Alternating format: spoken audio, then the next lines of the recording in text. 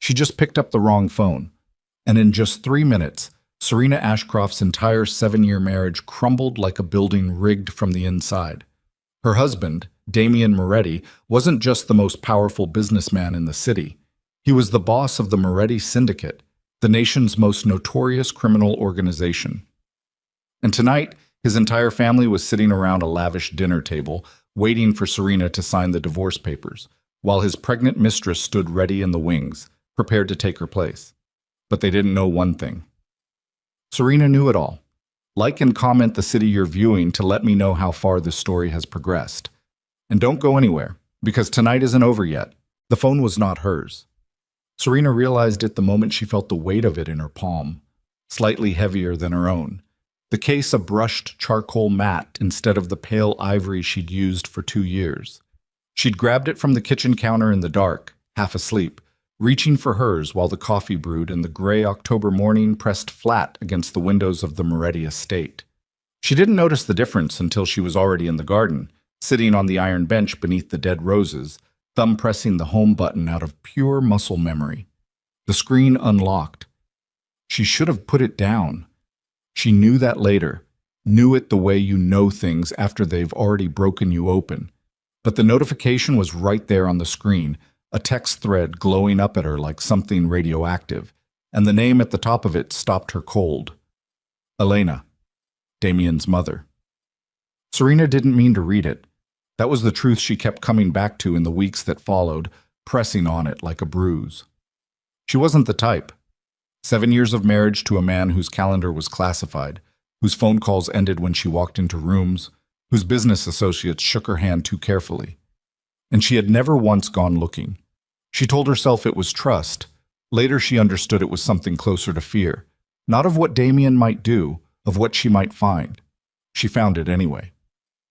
Everything is prepared for this evening, Elena had written. Camille arrives at 7. Damian has arranged the East Wing. Make sure Serena is at the table by 6:30. The papers will be ready. Below it, his sister Vivian's reply. Does she suspect anything? Elena. No, she never does. That's always been her problem. The coffee was still hot in her other hand. She could feel the ceramic burning her fingers. She didn't move. She read the thread from the beginning, scrolled up past 2 weeks of careful clinical planning, the kind of logistics that required spreadsheets and coordination and people who had done this sort of thing before.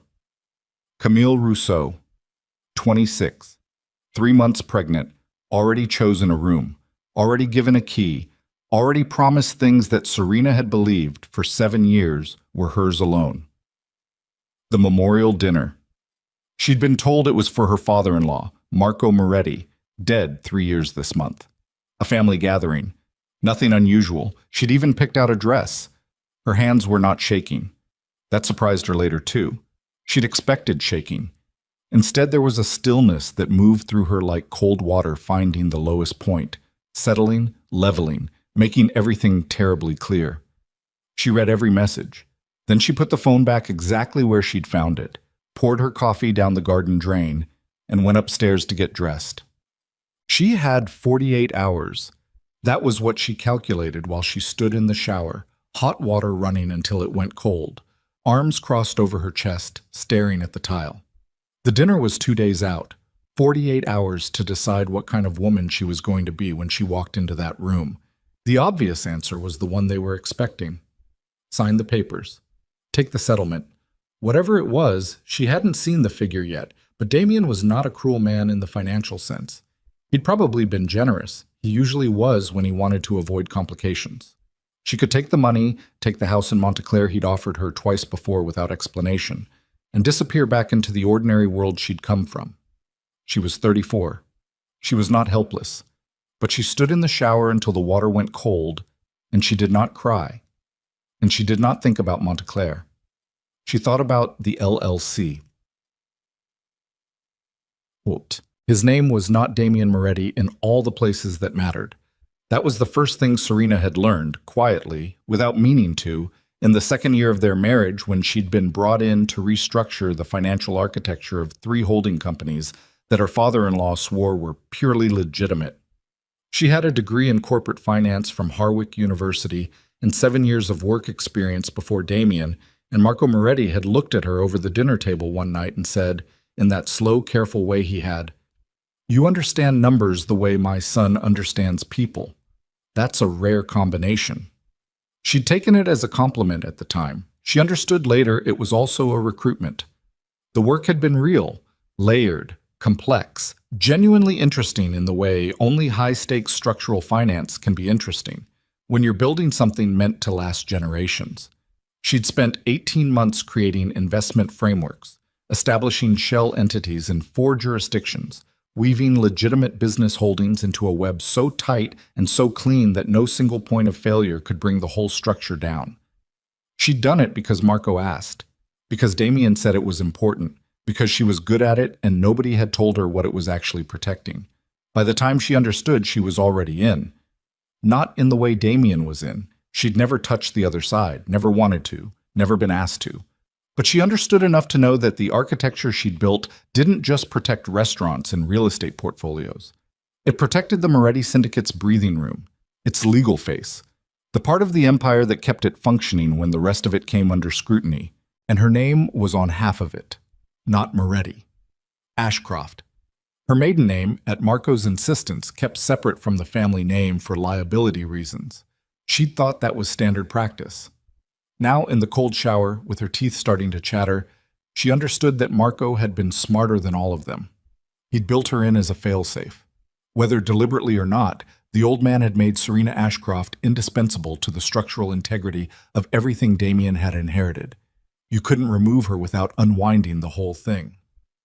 She turned off the water, stood dripping on the tile floor for a long moment. Then she reached for a towel and began to think very carefully about what she was going to do next. Stat. She called her lawyer at 8 in the morning. Not the firm on retainer for the Morettis, her own, a woman named Claire Ashford, who'd handled her personal accounts since before the marriage, and who operated out of a small office in the financial district with the lights always too bright and the coffee always terrible. "Claire," she said, "I need to look at some documents." "Good morning to you too," Claire said. "Which documents?" "The Ashcroft-Harlow Trust, the Meridian Holdings structure, and anything with my signature from the last 5 years that doesn't have Damien's name attached to it." A pause. Claire was careful by nature. One of the things Serena had always appreciated about her. "That's a specific list." "Yes." "Do you want to tell me why?" "Not yet." Another pause, longer. "Can you be here by 9? "I'll be there at 8:45. She dressed without looking in the mirror. Dark trousers, a gray blouse, her hair pulled back. Not the dress she'd planned for the dinner. Not yet. She walked through the east wing on her way out, paused at the door of the room she knew without asking would be Camille's, and stood there for exactly 4 seconds. The room smelled of fresh paint. Someone had repainted it recently. Pale blue, the door left slightly ajar. A vase of white flowers on the sill inside, visible through the gap. She memorized the sight of it the way you memorize something you need to be angry enough to use. Then she left. Claire Ashford was a small woman in her 50s with reading glasses. She was always losing and a mind like a steel trap. She looked at Serena across the desk with an expression that was professionally neutral and then said, "You look terrible."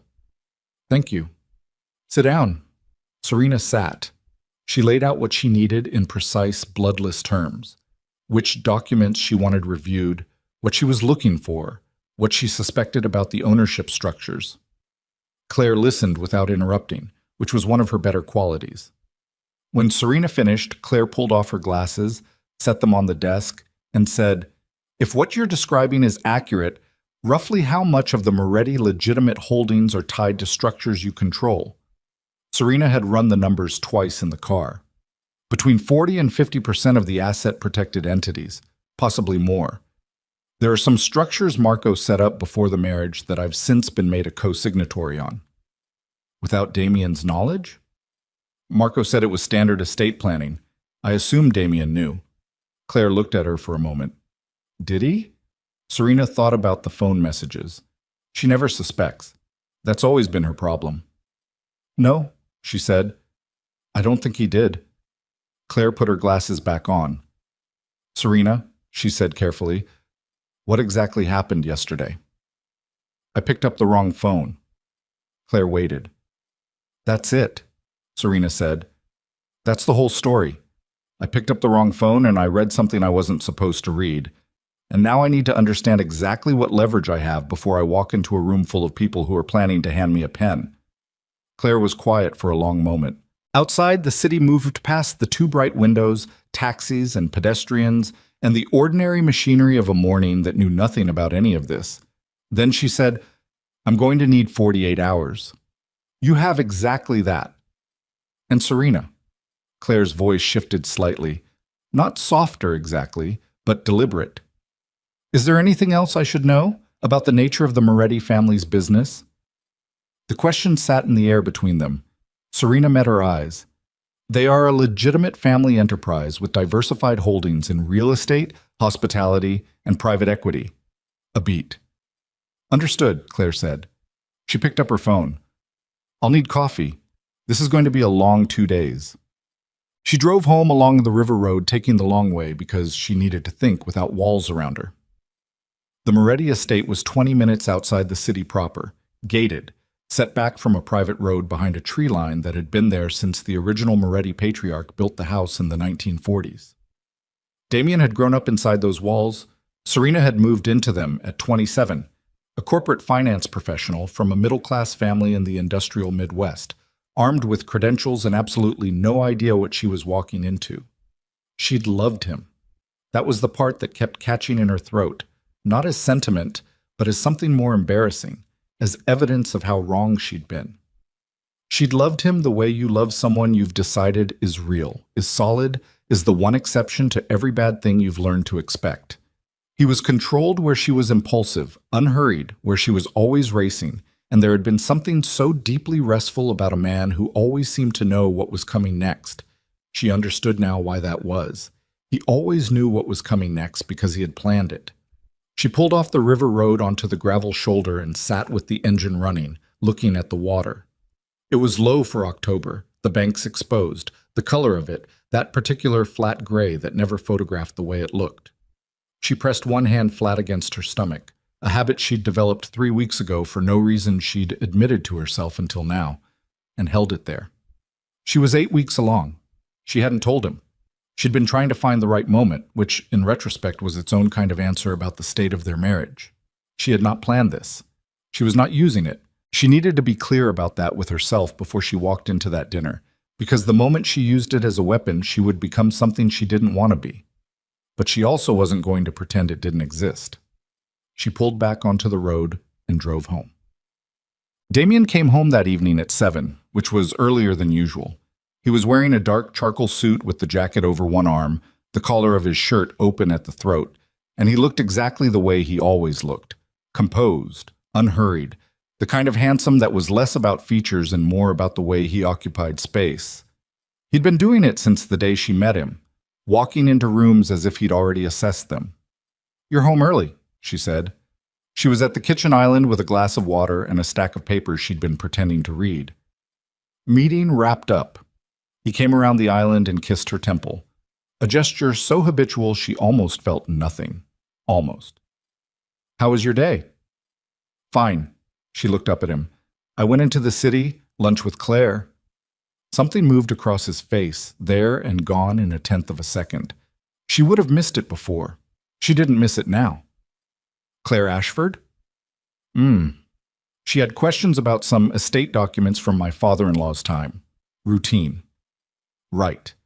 He set his jacket over the back of a stool, opened the refrigerator. "The dinner's in 2 days, you remember." "Of course." She turned a page. "I already picked out what I'm wearing." He poured himself a glass of water. She could see him from the corner of her eye, not looking at her, and she understood that he was doing the same thing, watching without seeming to watch. They had been married for 7 years, and apparently they were both very good at this.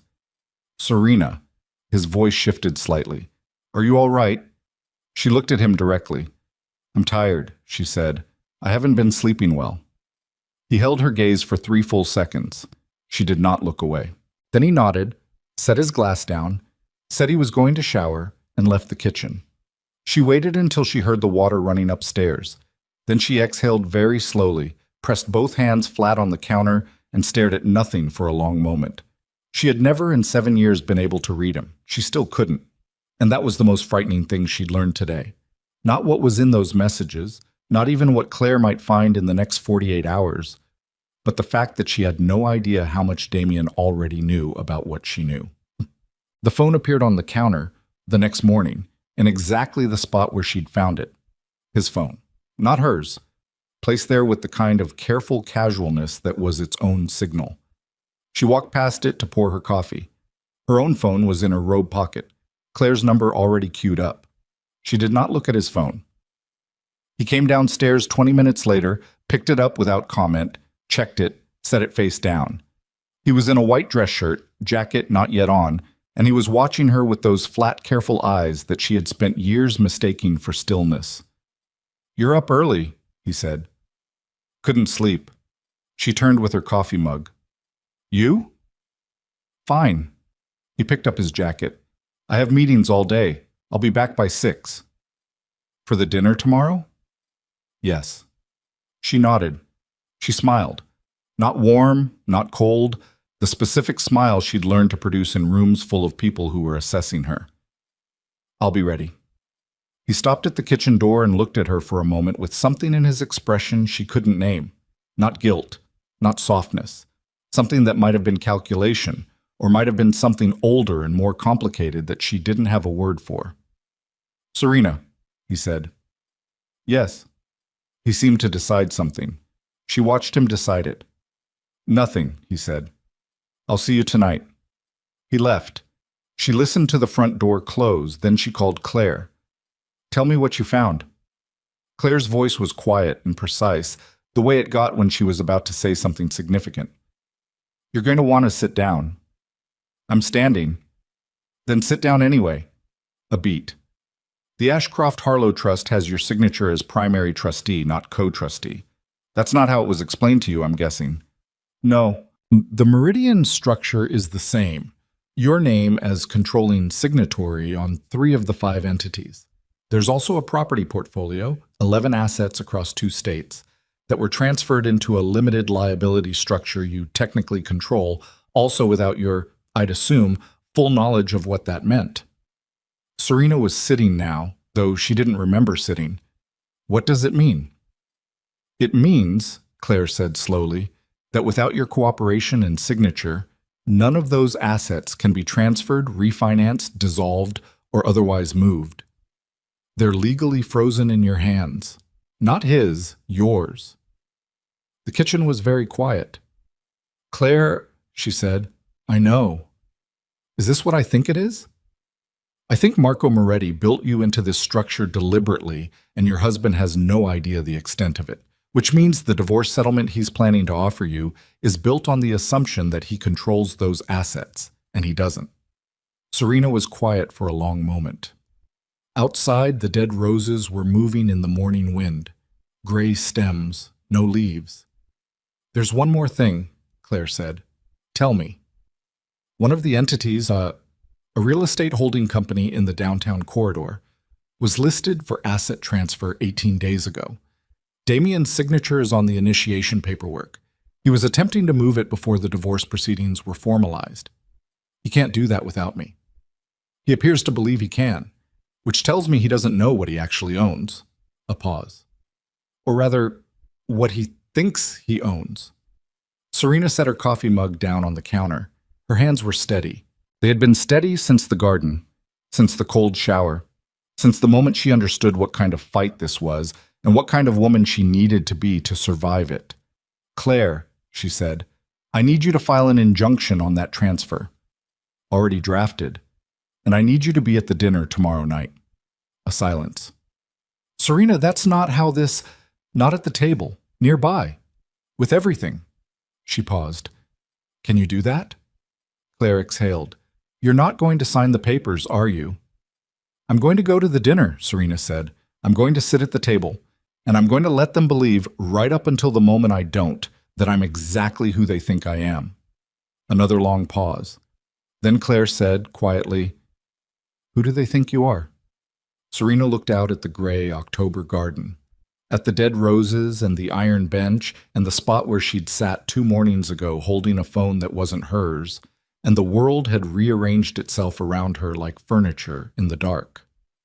Someone who never suspects anything, she said. That's always been my problem. She hung up the phone. She had 24 hours. And for the first time since she'd read those messages in the cold morning garden, something that was not quite anger and not quite grief settled into the center of her chest and made itself at home. A hard, quiet certainty that felt, in its own terrible way, like finally knowing exactly where she stood. She stood in her kitchen, in her house, on her name. Tomorrow night, they would all find out what that meant. She was in the walk-in closet at 9 that evening, standing in front of the dress she'd selected, when she heard Damien come home. The click of the front door, the particular weight of his footsteps in the hallway. 7 years, and she knew the sound of him like weather. He paused at the bottom of the stairs. She could picture it exactly, suit jacket over one arm, phone in hand, the slight tilt of his head while he listened for where she was. "Upstairs," she called, steady, easy, the voice of a woman with nothing on her mind. His steps started up. She turned to face the door of the closet and waited, and when he appeared in the doorway, she was looking at the dress with her arms crossed and her expression undecided, the performance of a woman choosing what to wear. "The blue one," he said, without being asked. She glanced at him. "You think so?" "It's the right choice for tomorrow." He leaned against the doorframe. He was watching her in that way.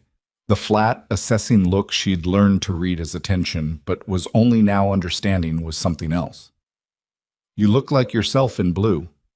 She turned back to the dress. "The blue one, then." He was quiet for a moment. She could feel him there, a density at the edge of her peripheral vision. Then he said, "Serena, about tomorrow." She kept her eyes on the dress. "What about it?" "There are going to be some family matters discussed, some things I've been meaning to talk to you about." A pause. "I want you to know that, whatever happens, I want things to be handled respectfully. Between us." She looked at him then. He was perfectly composed, not guilty, not soft, not anything she could use against him. He was a man who had been deciding things about her life for months without her knowledge, and he was standing in her bedroom doorway, looking like someone who genuinely believed he was doing her a kindness. She held his gaze. "That means a lot to me," she said. He nodded. Something in his shoulder settled slightly. He said goodnight. He left. She stood alone in the closet with the blue dress, and her hands still steady and her heart doing something complicated behind her ribs, and she understood with absolute clarity that tomorrow night was going to change everything. Not just for her, not just for him, but for every person who had sat in that room for months and planned her quiet, dignified removal from a life they'd all decided no longer had space for her. She reached out and took the blue dress off the hanger. She had never in her life chosen a dress as carefully as she chose that one. Well, she slept 4 hours. Woke before dawn, lay in the dark beside a man she no longer knew, listening to him breathe, and stared at the ceiling and thought about Marco Moretti and his last year of life, walking through those estate structures with her, explaining them with such deliberate patience. "You understand numbers the way my son understands people." She thought about what the old man had built, what he'd placed in her hands, signed over in her name, arranged so that she sat at the center of it like a keystone, invisible, load-bearing, essential. She thought about whether Marco had known, whether he'd suspected what Damien would do, whether the old man in his last year had been trying to protect her in the only language he knew. She would never have an answer to that. Marco was 3 years dead and taking his intentions with him, but she had his structures. She had her name on them. And in 20 hours, she was going to walk into a dining room full of people who believed she was the weakest person in the room. She closed her eyes. She did not sleep. She was ready. The blue dress fit differently than she remembered. She stood in front of the mirror at 4:30 in the afternoon and looked at herself the way you look at a stranger you're about to introduce yourself to, taking inventory without sentiment. The dress was the right choice. Damien had been correct about that, which was one of the small cruelties of the evening, that he still knew her well enough to pick the right color. It hit just below the knee, It made her look calm. It made her look like a woman who had nothing to prove. She put on her earrings. She checked her phone. One message from Claire, sent at 2 in the afternoon. In position. Everything filed. Call me when you're clear. She did not reply. She turned her phone face down on the vanity, looked at herself one more time, and went downstairs.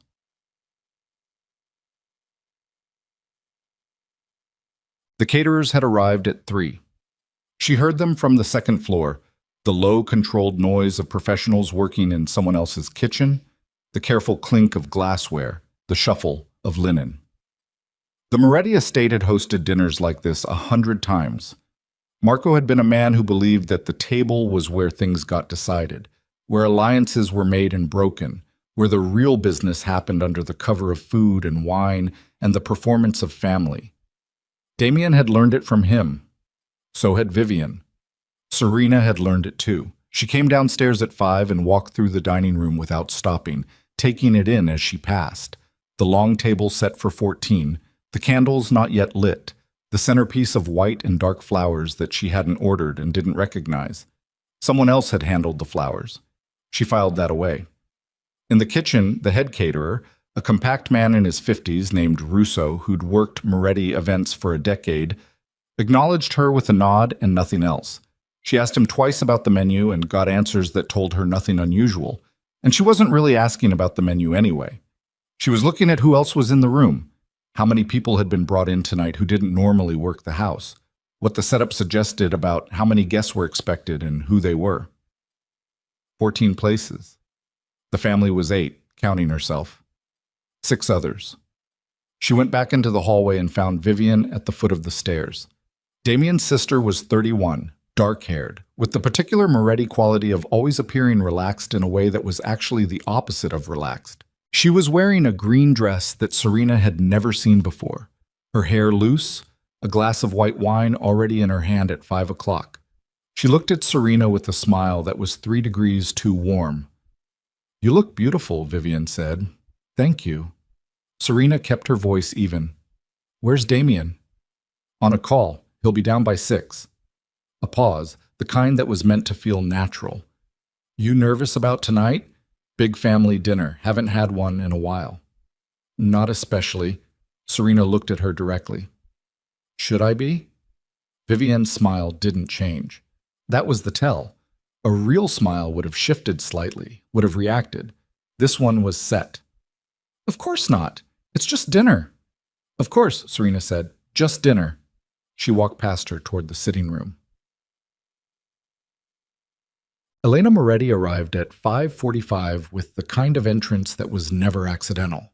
She was 63, elegantly dressed in black, always black at Marco's memorial dinners, a consistency Serena had always read as devotion and was now reading as armor. And she carried herself with the specific authority of a woman who had spent 40 years as the wife and then the widow of the most feared man in the city and found the second role more comfortable than the first. She kissed Serena on both cheeks. Her hands were cool. Serena. Not Kara, not darling, the way she sometimes said it.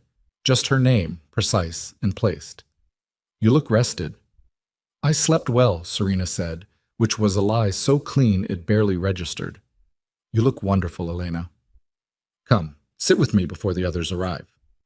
Elena gestured toward the sitting room with the authority of a woman issuing instructions in her own house, which was the precise nature of the dynamic Serena had spent 7 years carefully navigating. This was Elena's house, had always been Elena's house.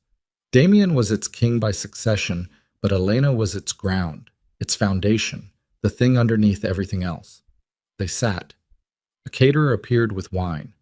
Serena took a glass and did not drink from it.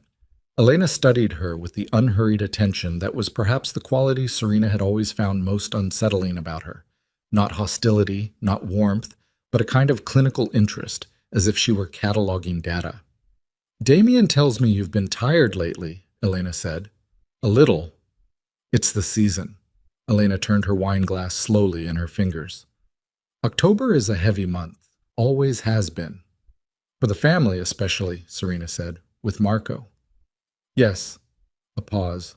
"Marco always said October was when the truth came out. when you could see what things really were once the leaves were gone. She looked at Serena. He was a very perceptive man. He was, Serena agreed. I learned a lot from him. Something shifted in Elena's expression, the first real movement in it since she'd arrived. Not much, barely a fraction.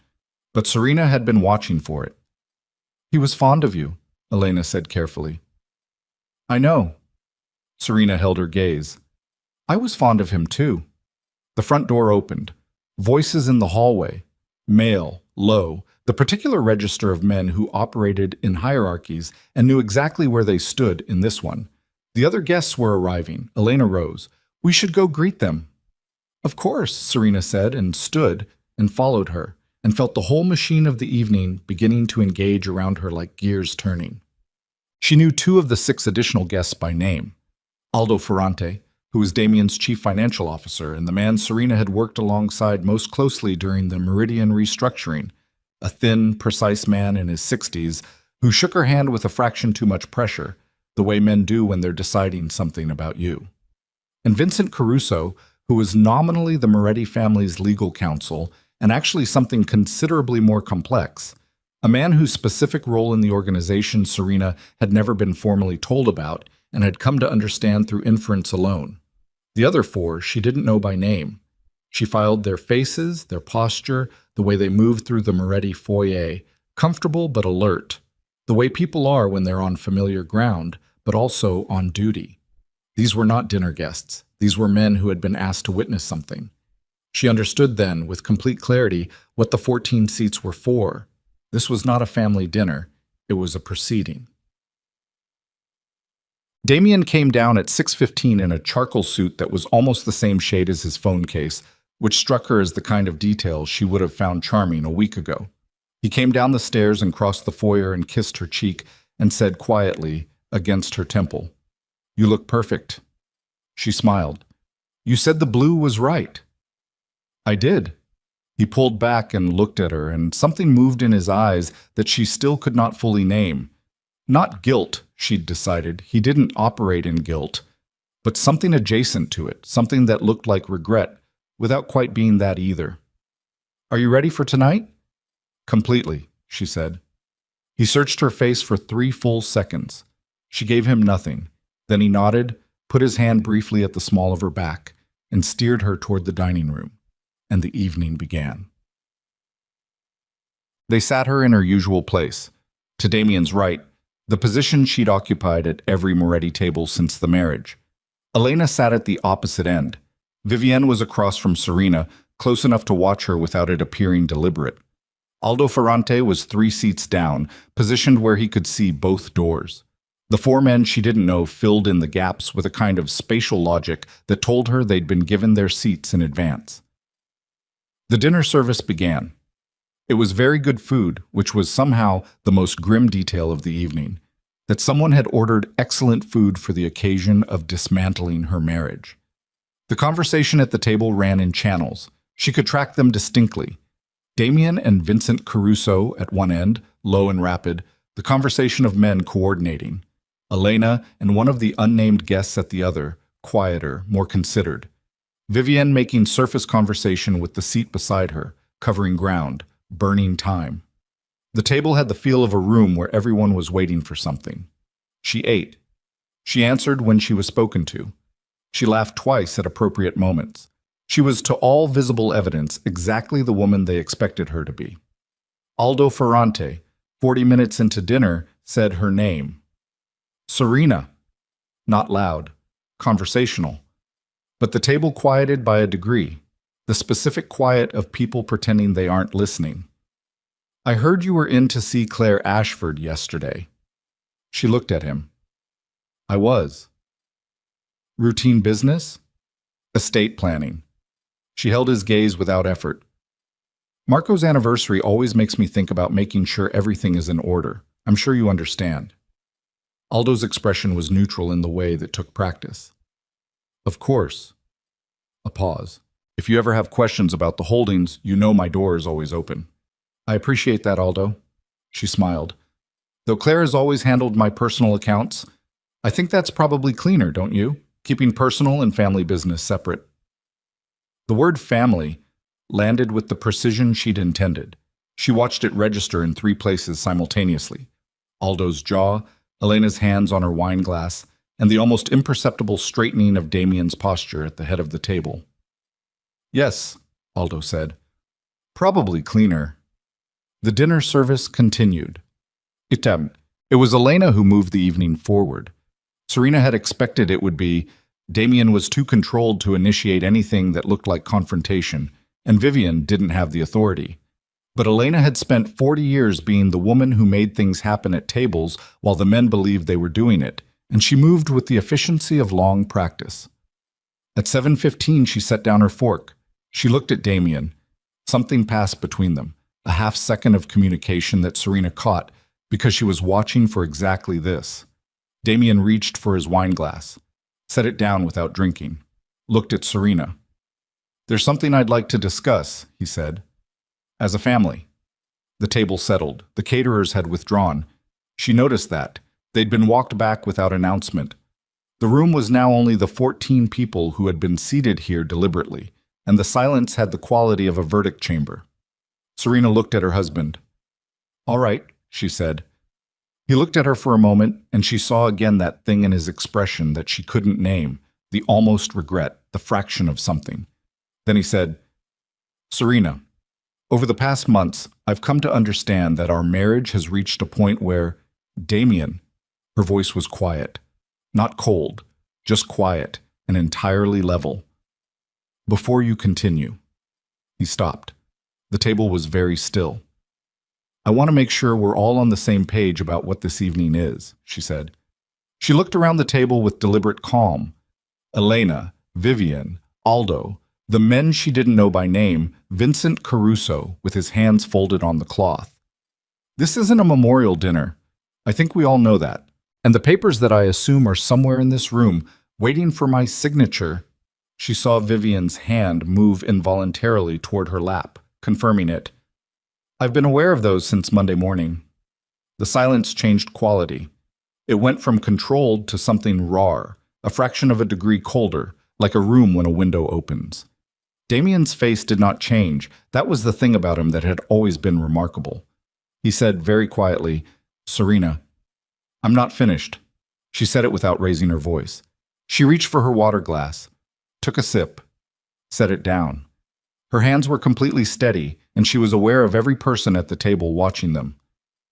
"I want to be respectful, because I know that's what you said you wanted, and I think we can do this respectfully. But I need everyone in this room to have accurate information before any conversation about signatures or settlements or the future of this family takes place." "This is a family matter," Elena said. Her voice was cooler now, stripped of the earlier performance of warmth. "Some of these questions are precisely the right questions for this room," Serena said. She looked at Elena directly. "Since the people in this room are the ones who will be affected by the answers." Aldo shifted in his seat. It was a small movement, but Serena caught it the way you catch the first smell of something burning.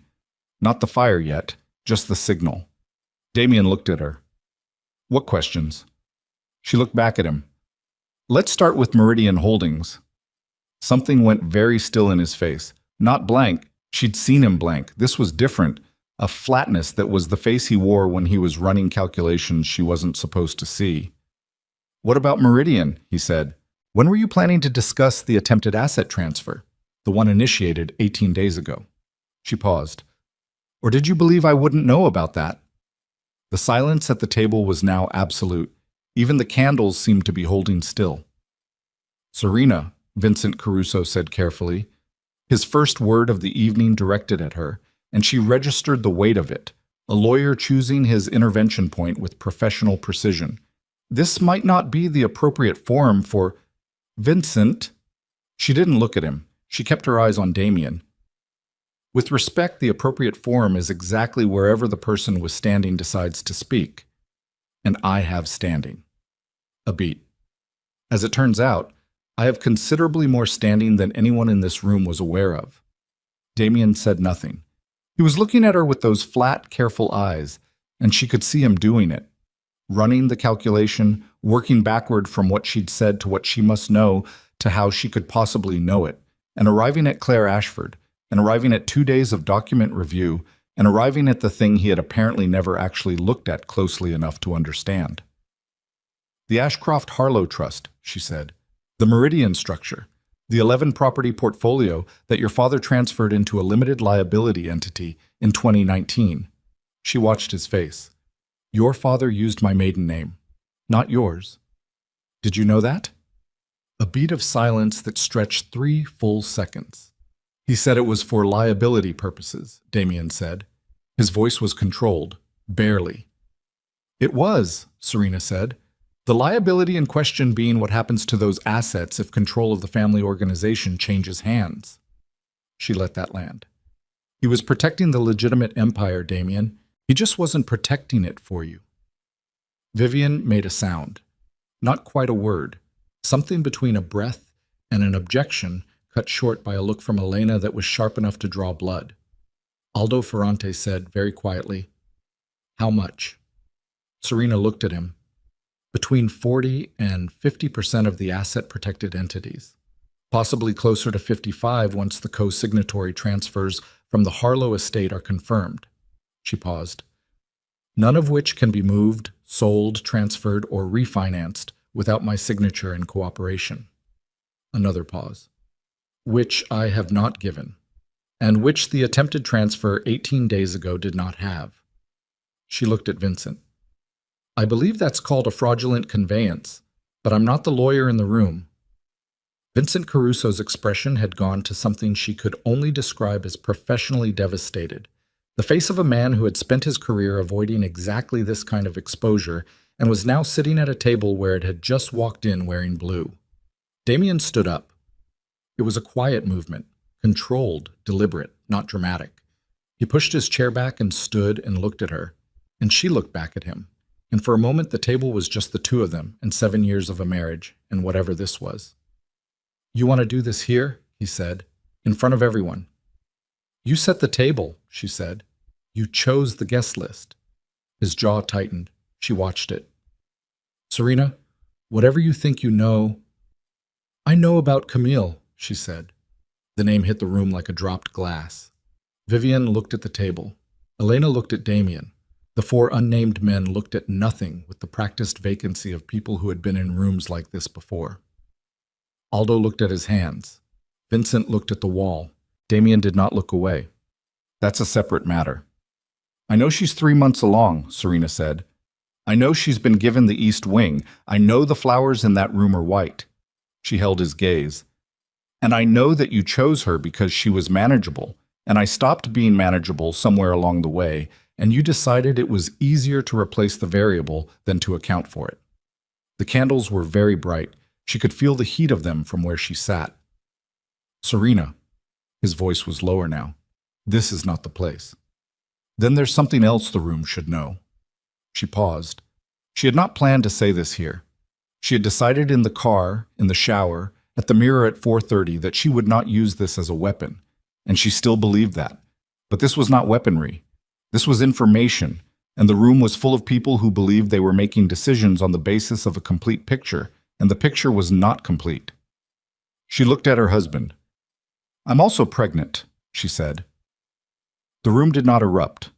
That was the thing. It did not erupt the way scenes like this erupt in the stories people tell about them.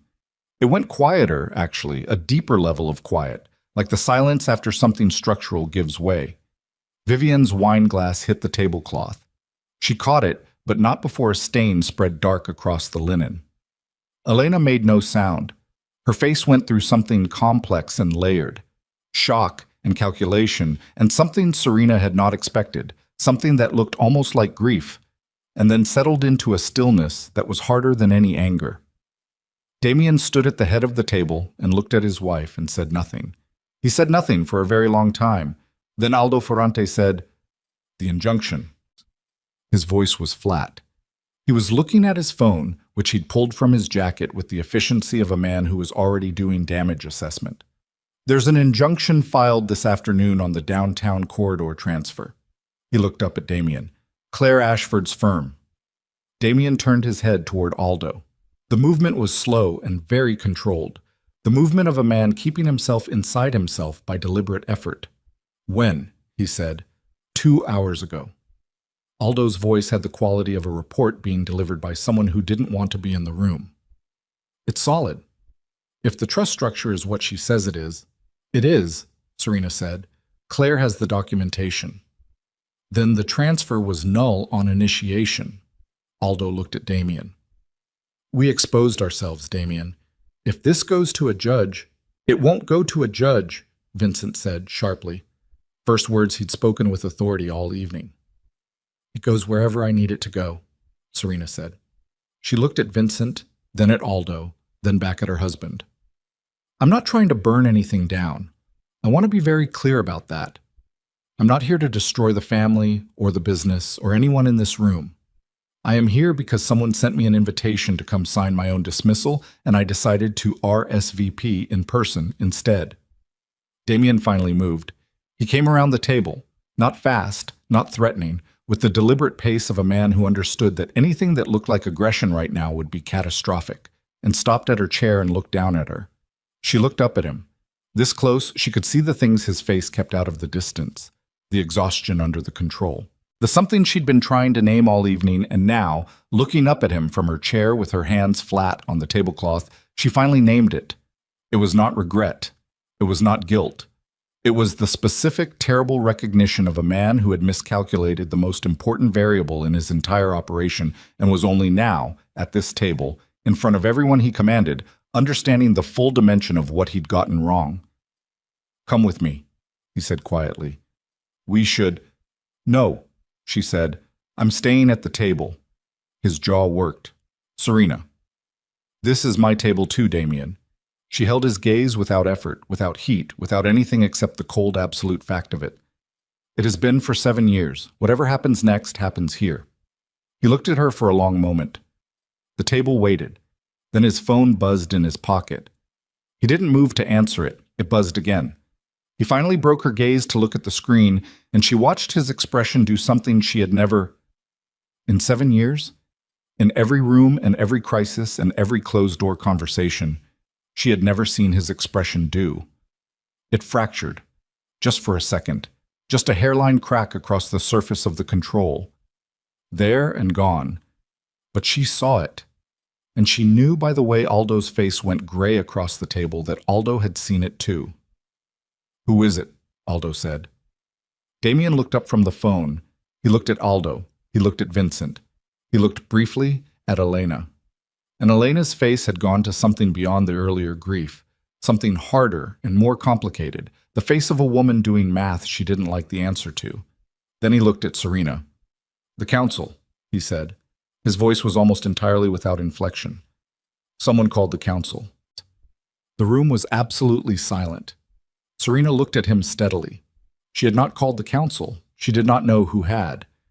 But she watched the realization move around the table, person to person, face to face, that something had broken open that could not be closed again, that whatever this evening had been designed to accomplish, it had accomplished something else entirely, something none of them had planned for, something that began not in this room, but in the infrastructure beneath it, in the documents and structures and signatures that Marco Moretti had put in place years ago, like foundations under foundations. Damien was still looking at her. What did you do? He said, not accusatory, not angry. The voice of a man asking a genuine question because he genuinely needed to understand what had just happened to his world. I came to dinner, Serena said. His phone buzzed again, and again. Aldo's phone lit up across the table. Vincent Caruso was already typing something rapidly, his face the color of old paper. One of the unnamed men near the door had moved to the hallway without being asked, phone to his ear, voice low. The machinery of the Moretti Syndicate, the machinery that had turned without interruption for 3 generations, was making a sound it had never made before. It was the sound of something being asked to account for itself. And Serena Ashcroft sat at the head of her table in her blue dress, with her hands flat on the cloth and her child 8 weeks along inside her, and waited, without flinching, for whatever came next. The phones kept going. That was the sound of the next 10 minutes. Not voices, not the controlled argument Serena had prepared herself for, but phones. Everywhere. a low, persistent buzzing that moved around the table like something contagious. Aldo had both hands on his now, typing with the focused desperation of a man trying to stop water with his palms. Vincent Caruso had stood up without asking permission and moved to the corner of the room, his back to the table, his voice too low to hear. The man near the door had not come back in. Damien had not moved. He was still standing at her chair, phone in his hand, looking at the screen with an expression she had no previous data point for. The fractured thing still present, not spreading, just sitting there in the middle of his face like a crack in good tile. She watched him read, watched him scroll, watched him arrive at something on the screen that made his jaw set in a way she'd never seen before, a tightening that went all the way up to his temple. Then he looked at her. "Did you contact the council directly?" he said. Still not angry, worse than angry. "No," she said. "Did Claire Ashford?" "Claire filed an injunction. That's all she was asked to do." "Then someone—" He stopped. He looked across the table at Aldo. "Who has council access outside this room?" Aldo looked up from his phone. "Right now? Based on what's coming through?" He paused, and in the pause, Serena could see him deciding how much to say in front of her, and then deciding it no longer mattered. The communication originated from inside the organization, not legal, not financial. He looked at Damien. Operational. The word landed on the table like something physical. Vivian made a sound. It was small and involuntary, and she covered it immediately by reaching for her wine glass, but the sound had been made and everyone had heard it. Damien turned his head toward his sister very slowly. "Vivian," he said, "don't." Her voice came out wrong. Too high, too fast. The voice of someone who had been holding something for a long time and had just run out of room to hold it. "Don't look at me like that." "Who did you call?" "I didn't—" She stopped. She set her wine glass down with a click that was too sharp. Her hands were not steady. "I called Uncle Ren, that's all. I called Ren 3 days ago because I was worried about what was going to happen tonight, and I needed someone outside the immediate—" "You called Ren." Damien's voice had gone to something flat and very quiet, the specific quiet that Serena understood, even without the context she was missing, was dangerous. "You called Lorenzo Caretti." "He's family." "He is not family." The words came out with a precision that was more frightening than volume. "He is Marco's brother's son, and he has been waiting for an opening in this organization for 11 years, and you handed it to him on a Monday afternoon because you were worried." He said the last word the way you'd say something unclean. "Vivian, you were making a mistake." Her voice steadied, found something harder underneath the initial panic. She looked at her brother across the table, and Serena saw, for the first time, something in Vivian's face that wasn't performance. A raw, exhausted anger that had been living behind the green dress and the too warm smile all evening. "You were going to blow up the entire legitimate structure of this family over a woman who—" She stopped, eyes cutting briefly to Serena. "Over a situation you created, and nobody was allowed to say that. Nobody was allowed to tell you that you were wrong because you don't hear it. You haven't heard it in 4 years." The table was completely silent. Even the phones had gone quiet for a moment, as if the room itself was listening. "So yes," Vivian said, "I called Ren, because someone had to." Damien looked at his sister for a long moment. Something moved in his expression that Serena could not read at all, something deep and old and familial that she didn't have the vocabulary for because it predated her by decades. Then he turned away from Vivian without responding. The most devastating thing he could have done, she understood, in the Moretti vocabulary of punishment, and looked at Aldo. "What does Ren want?" he said. Aldo looked at his phone. "An emergency session. Full council. He's citing the injunction as evidence of operational exposure and requesting a formal review of current leadership's management of legitimate assets." He paused. "He has 4 signatures already. He only needs 6. "Who?" Aldo read 4 names. Serena didn't know them, but she watched Damien's face as he heard them, watched him recognize each name, absorb it, file it, and she understood by the geography of his expression that 2 of those names had surprised him badly, and 2 had not surprised him at all, and the 2 that hadn't surprised him were worse. "When?" Damien said. "He's requesting Friday." It's Wednesday. Yes. Damien put his phone in his jacket pocket. He buttoned the jacket button, a small automatic gesture of composure that she'd seen him make 100 times before board meetings, before difficult conversations, before the moments in their marriage when something was wrong and he was deciding not to address it. He looked around the table, Aldo, Vincent, the unnamed men, his mother, his sister, with the methodical attention of a general accounting for his forces. He did not look at Serena.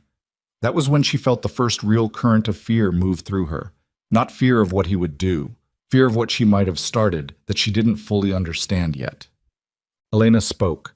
She had been silent since Vivian's confession, sitting at the end of the table with her hands folded and her face in that complicated stillness, doing something internal that Serena had been monitoring in her peripheral vision without being able to decode. Now she spoke, and her voice was entirely calm, and it was the calm of deep, cold water. "Everyone except Damien and Serena should leave the room," she said. Nobody argued. That was the nature of Elena Moretti's authority. It didn't require volume, didn't require history, didn't require anything except the absolute certainty with which she deployed it. Aldo and Vincent were on their feet within seconds. Vivian hesitated at the door, and Elena looked at her once, and Vivian left. The unnamed men filed out with professional quiet. The door closed. The three of them sat in the candlelit room with the good food going cold, and the injunction 2 hours old, and the council meeting 48 hours away, and Elena looked at Serena first. "You're further along than 3 months," she said. It was not a question. 8 weeks, Serena said. Elena nodded slowly, as if confirming something she'd calculated. Then she looked at her son. "Did you know?" she said. "No," Damien said. "Did you ask?" A beat. It didn't come up. Elena looked at him with an expression that contained, Serena thought, the entire weight of what it meant to have raised this particular man. The pride and the consequence of it, the specific grief of recognizing your own errors reproduced in someone you love at a scale you never intended. "It didn't come up," Elena repeated. "You were removing your wife from this family, and it didn't come up whether she was carrying your child. Mother, don't." The word was quiet and absolute. "I'm not speaking to you as your mother right now. I'm speaking to you as the person who has kept this family alive through things you don't know the half of. And I'm telling you that what happened at this table tonight is the most dangerous thing to occur in this organization since your father's funeral, and it happened because you were careless." She let that sit. Marco was never careless. Something crossed Damien's face, raw and fast and gone. "I know that." "You don't act like it." She turned back to Serena. "The child. You're keeping it." "Yes," Serena said, "and the legal action, the injunction, is protective." Serena held her gaze. "Not punitive. I'm not trying to destroy anything. I told Damien that at this table." "You told a room full of people who report to the council," Elena said. The distinction between protective and punitive stopped mattering the moment Lorenzo Coretti got a phone call. She looked between them with an expression that was stripped of everything except a kind of exhausted precision. "Do you understand what a council review means? What Ren will do with access to the situation?" "I'm beginning to," Serena said. "I don't think you are." Elena's voice did not rise. That was what made it so effective. The complete absence of heat, the information delivered at the temperature of fact. Lorenzo Coretti has wanted operational control of the legitimate structure since before Marco died. He believed he was owed it. Marco didn't agree, and neither did Damien, and Ren has been building a case and cultivating allies for 11 years waiting for an error large enough to use. She looked at her son. "Tonight we handed him several." Damien was looking at the table. A specific, contained kind of looking. Not avoidance, she understood, but the thing he did when he was running scenarios behind his eyes at a speed that other people couldn't track. She'd found it attractive once, the certainty of it, the sense of a mind that was always 3 moves ahead. She was no longer certain how far ahead it actually went. "What does Ren know about the structures?" he said. To Serena, not Elena. She looked at him. "What do you mean?" "The Ashcroft-Harlow Trust, the Meridian entities. If he's already contacted the council about an operational exposure, what's his actual information? What does he have beyond what you said at this table tonight?" She understood the question. It was precise, and it was important, and it was the question of a man who was already not thinking about his marriage or his pregnant wife or the woman in the East Wing, but about his organization and what it needed to survive the next 48 hours. She hated, very specifically in that moment, how well she understood him. "I don't know what Vivian told him," she said. "I don't know what he's had access to independently. The injunction is public record as of this afternoon. The injunction references the Meridian transfer. It has to. That's what it's blocking." Damien looked at Aldo's empty chair, then at the door, then back at her. "Your lawyer filed an injunction that named a Moretti asset transfer in a public court document. The way he said it was not accusatory. It was the voice of someone absorbing consequences. But something cold moved through her anyway. Claire did her job," Serena said. "Claire did her job, and in doing so handed Lorenzo Coretti a documented paper trail linking Moretti operational assets to a legal dispute initiated by the sitting head's wife, which is exactly the kind of public exposure the entire structure exists to prevent." He looked at her. "Did you think about that?" "Did you think about what you were asking me to sign?" she said. The silence that followed was different from the previous silences. It had less heat in it and more weight. Elena stood up. She moved to the window, the tall east-facing window that looked out over the dark garden, and stood with her back to them for a moment, and when she turned around, she had the face of someone who had made a decision. "I'm going to tell you something," she said. "Both of you." Neither of them spoke. "When Marco was dying," Elena said, "he called me into the room alone. This was 3 days before the end, when he was still clear enough to speak, but knew he didn't have much time." She paused. "He told me what he'd done with the legal structures. He told me about the Ashcroft-Harlow Trust and the Meridian entities and the property portfolio and Serena's name on all of it." Another pause. "And he told me not to tell Damien." Damien went very still. He said, Elena's voice did not change, did not soften, did not perform anything, just delivered the information the way Marco had delivered most things, as fact, as weight. He said that Damien was a brilliant man in many ways and a dangerous fool in one way, and that the dangerous way was that he confused controlling something with owning it, and that if Damien believed he owned the legitimate structure outright, without check, without counterweight, he would eventually use it the way he used everything else, as leverage, as a tool, without care for what it meant to the people inside it. Serena was looking at Elena. She was very still. "He built Serena in as the counterweight," Elena said, "deliberately, with full knowledge of what he was doing. He chose her because she was competent, and because she was good, and because he believed—" Her voice shifted just slightly, the first fracture in the controlled delivery. "He believed that Damien loved her enough that it would never come to this, that the structure would never need to be activated because his son would not be the kind of man who removed his wife by planning a dinner." The candles had burned lower. The room was slightly darker than it had been an hour ago. Damien said, very quietly, "He didn't tell me." "No. 3 years. He's been dead 3 years, and you didn't—" "He asked me not to. I honored it." Elena looked at her son without apology.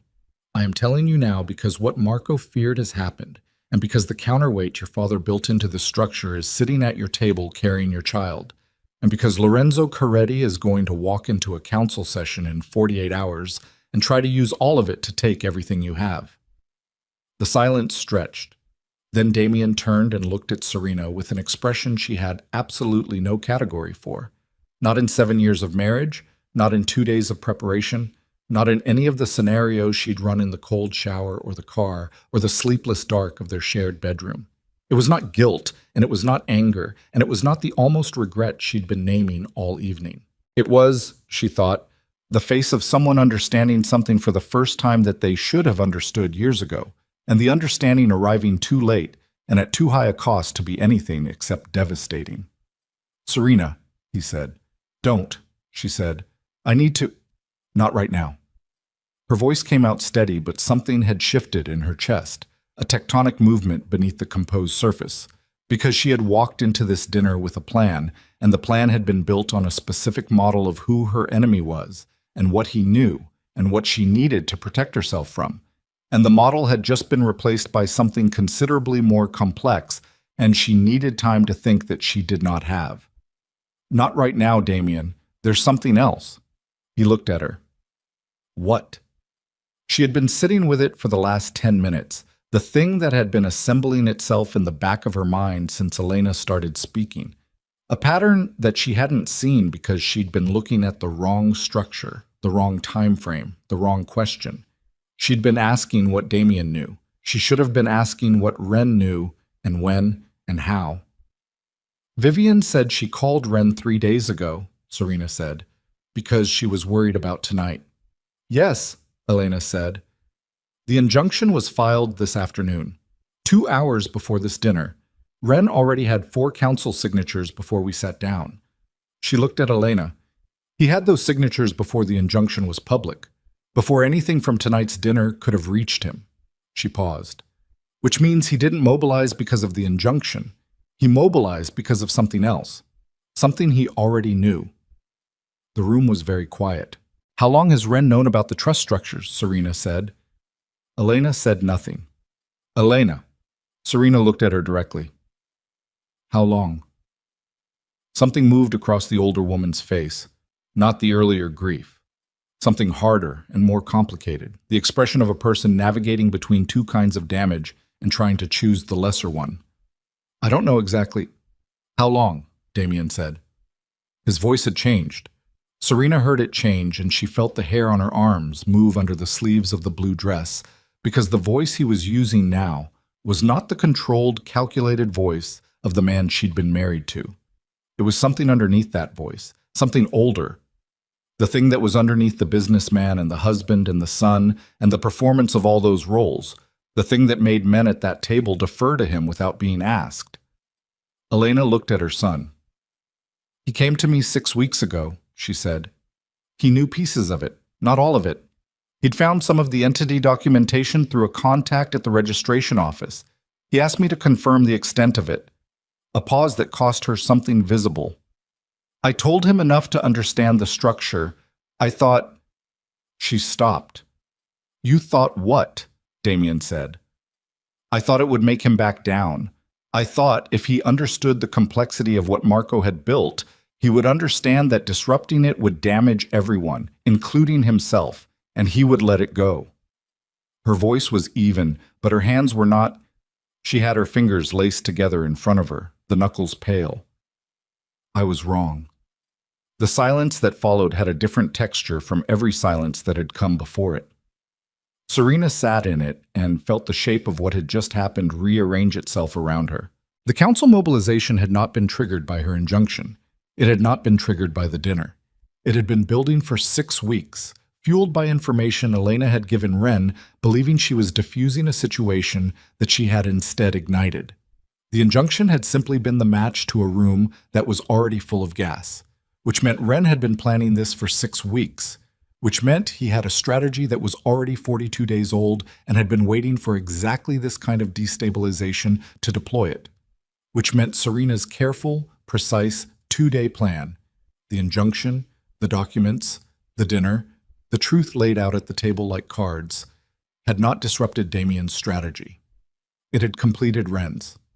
She said it out loud before she'd fully decided to. We've been played. Damien looked at her. Not by each other, she said. By Ren. He needed exactly this.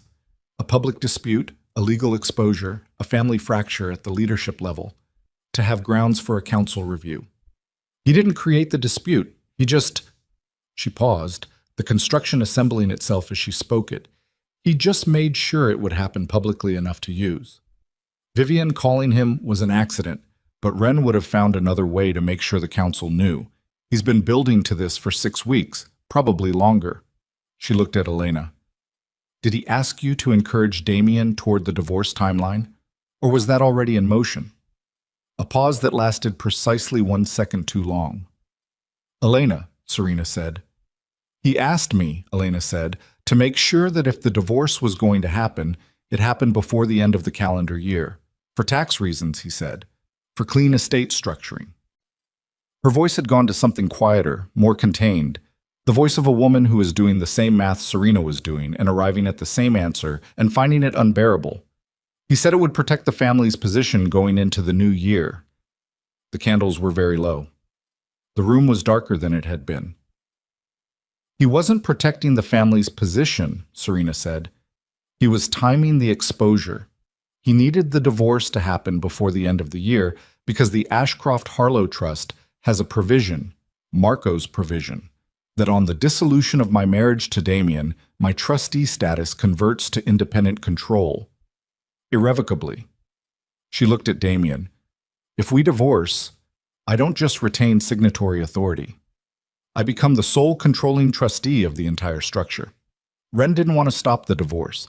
He wanted to accelerate it, because a solo independent trustee with no loyalty to the Moretti family is exactly the lever he needs to bring the legitimate empire under council oversight. Damien was looking at her with an expression that she now understood entirely. It was not almost regret. It was not the face of a man who had miscalculated his wife. It was the face of a man who had been outmaneuvered by someone he trusted more than his wife, more than his instincts, more than the operational sense that had kept him at the top of an organization that ate careful men for breakfast. He had been outmaneuvered by family. The papers, he said. His voice was very quiet. The settlement papers for tonight. Who drafted them? Serena said. He looked at Vincent Caruso's empty chair. Vincent's firm, he said.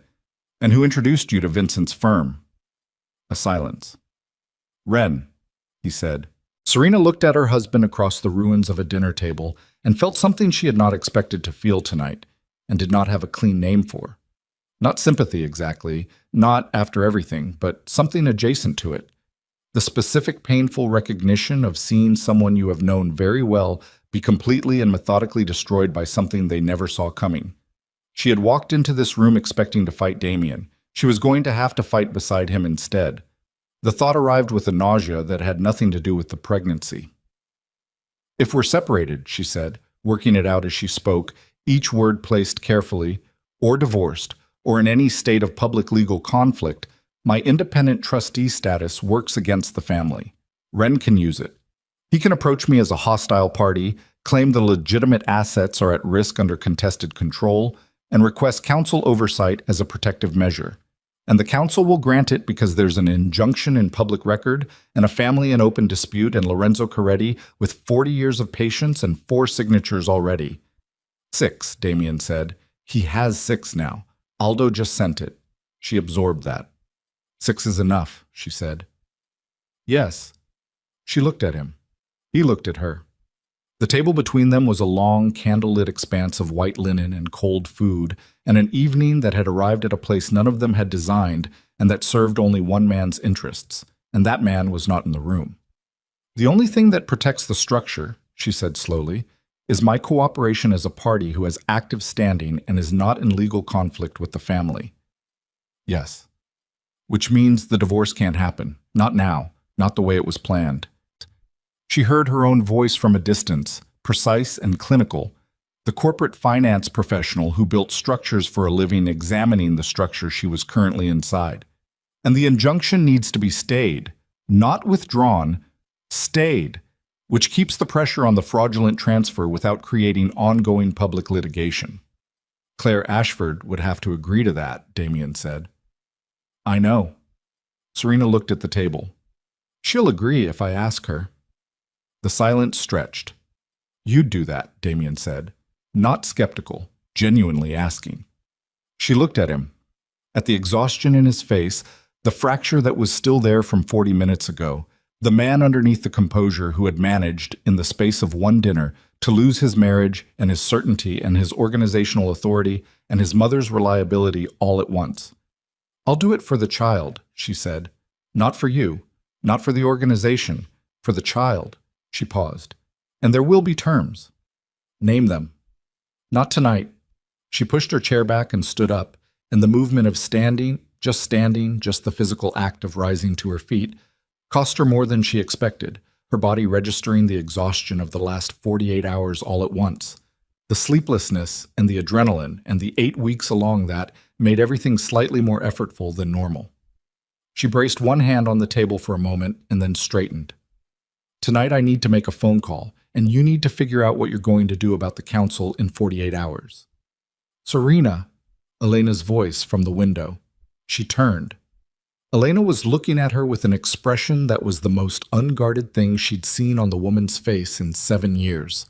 I'm sorry, she said, for my part in this. Serena looked at her for a long moment. The apology was real. She could see it was real, that it had cost Elena something significant to say it in front of her son, in front of the wreckage of the evening. I know, she said. She picked up her phone from the table and walked to the door. She put her hand on the handle and stopped, because there was one more thing she needed to say, and she needed to say it now before she lost the clarity of this moment. She turned back. Damien was still at the table. He hadn't moved. He was sitting in his chair at the head of a table that had been set for a proceeding that had become something else entirely, with the candles burning low and his mother at the window and the whole careful architecture of his plan dissolving around him into something none of them could fully see yet. He looked like a man at the edge of something. She knew the feeling exactly. Damien, she said. He looked up. Camille, she said, whatever arrangement you've made with her, you need to end it cleanly, and you need to end it before Friday. Not because I'm asking you to, because Ren will use it. Every point of personal instability you have is a leverage point for him at that council meeting. And a pregnant mistress in the east wing of the family estate is not a personal matter anymore. She held his gaze. It's a liability. He looked at her for a long moment. I know, he said. Then handle it, she said. She opened the door and walked out, and the hallway was bright after the dim dining room, too bright, and she stood in it for a moment with her hand pressed flat against the wall and her eyes closed, breathing, just breathing, the way you do when you've made it to the other side of something that should have broken you, and you need a second to confirm that you're still standing. She was still standing, but the ground she was standing on had changed completely, and the enemy she had come prepared to fight was not the enemy she was going to have to face in 48 hours.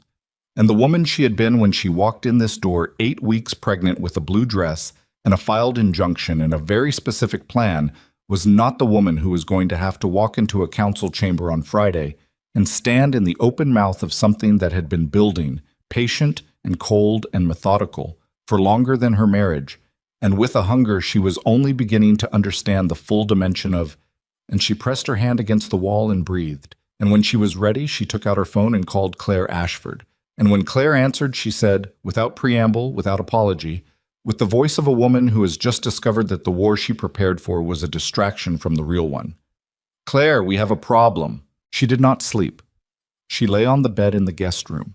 She had moved herself there without discussion, without drama, simply carried her pillow down the hall at midnight and closed the door, and stared at the ceiling while the house settled around her and her phone charged on the nightstand, and her mind ran the same calculations over and over the way an engine runs when it can't find a gear.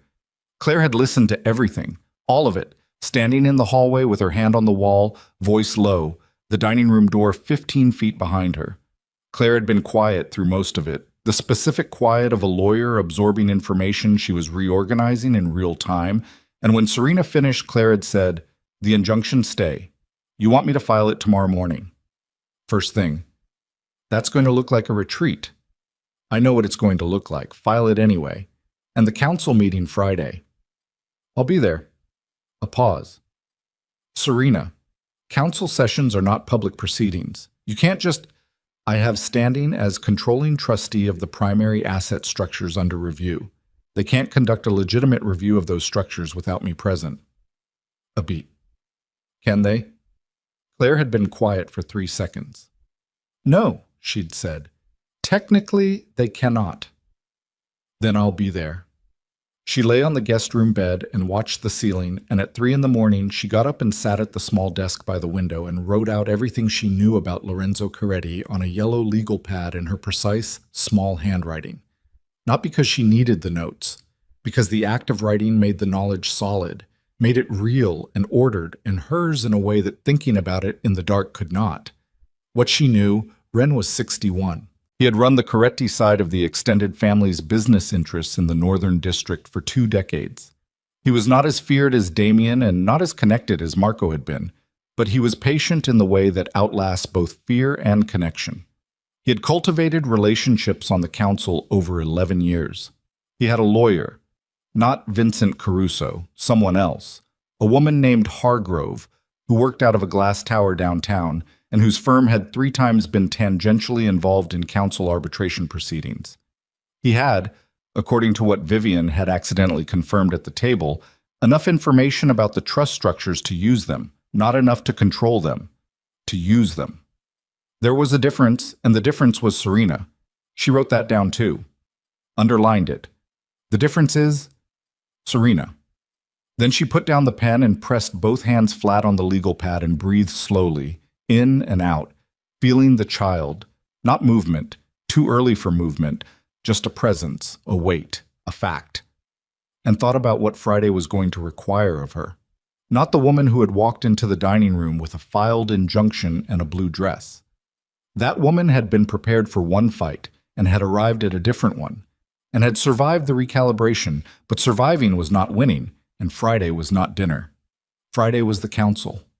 She picked up the pen and kept writing until dawn. Thursday moved fast. Damien came to the guest room door at 7. He knocked, which he had never done before, had never needed to, this being his house, their house, the shared space of 7 years. And the knock itself told her more about the distance between Wednesday night and Thursday morning than anything he could have said. She opened the door. He looked like he had slept approximately as much as she had, which was to say, not at all. He was in a white shirt, no jacket, and he had the specific worn quality of a man who had spent the night doing things that cost him. She could see it in the set of his mouth and the slight darkness under his eyes, and the way he was holding himself carefully, like something that had been under pressure for too long. He looked at her, at the legal pad in her hand, at the pen tucked behind her ear.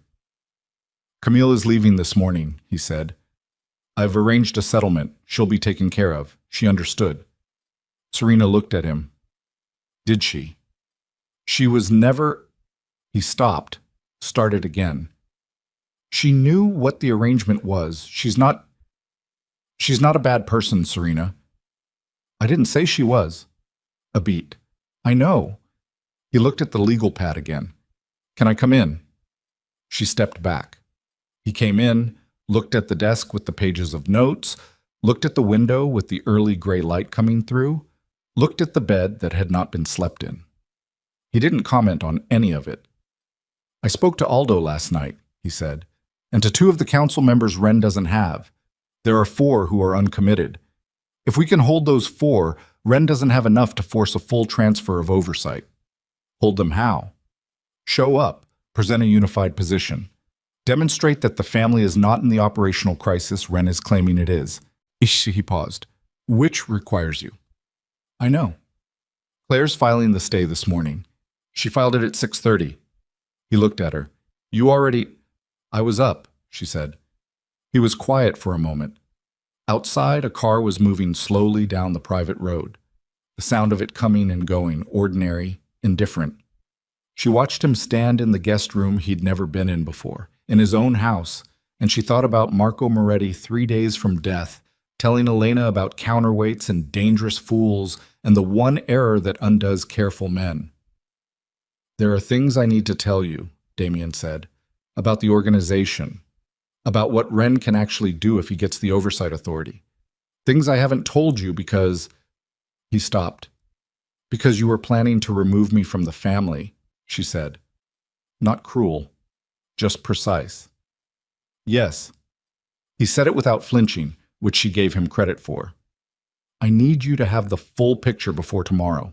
All of it. Not what Claire can reconstruct from documents, what I know. She looked at him for a long moment.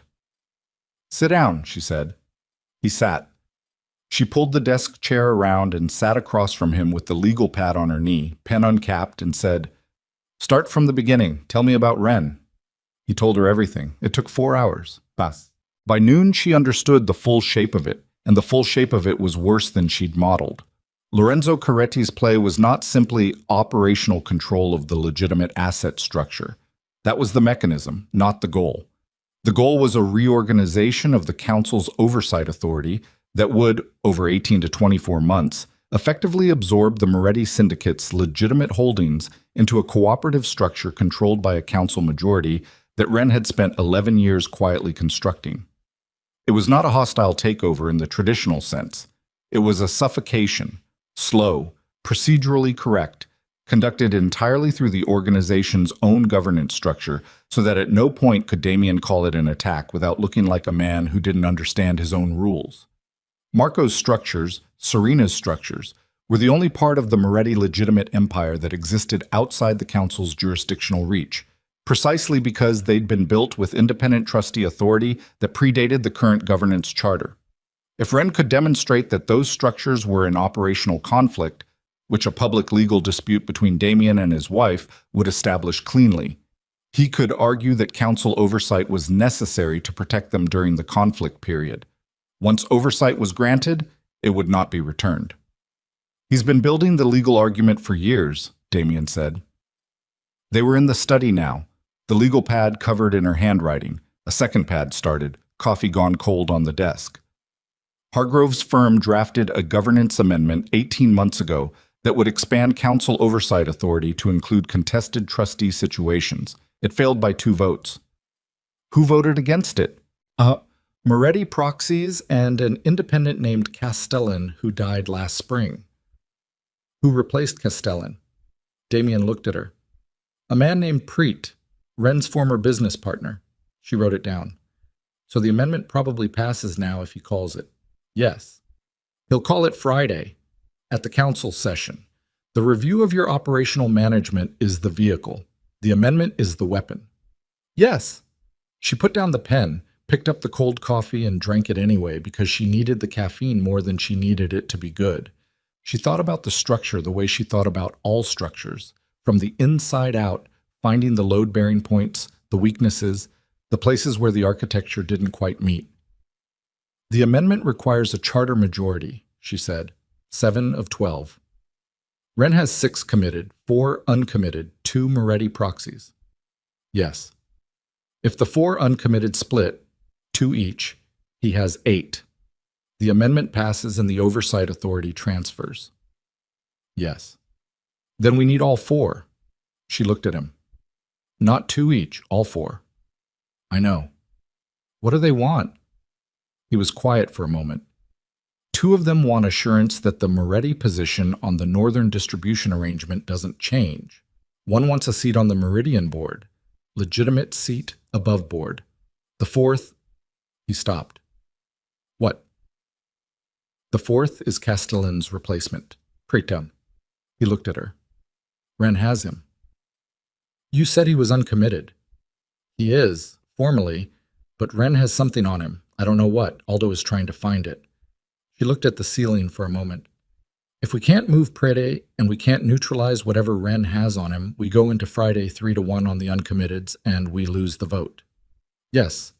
Then we need to find what Wren has on Prede before tomorrow morning. Damien looked at her with an expression that had something in it she didn't have a precedent for. Not gratitude exactly, but adjacent to it.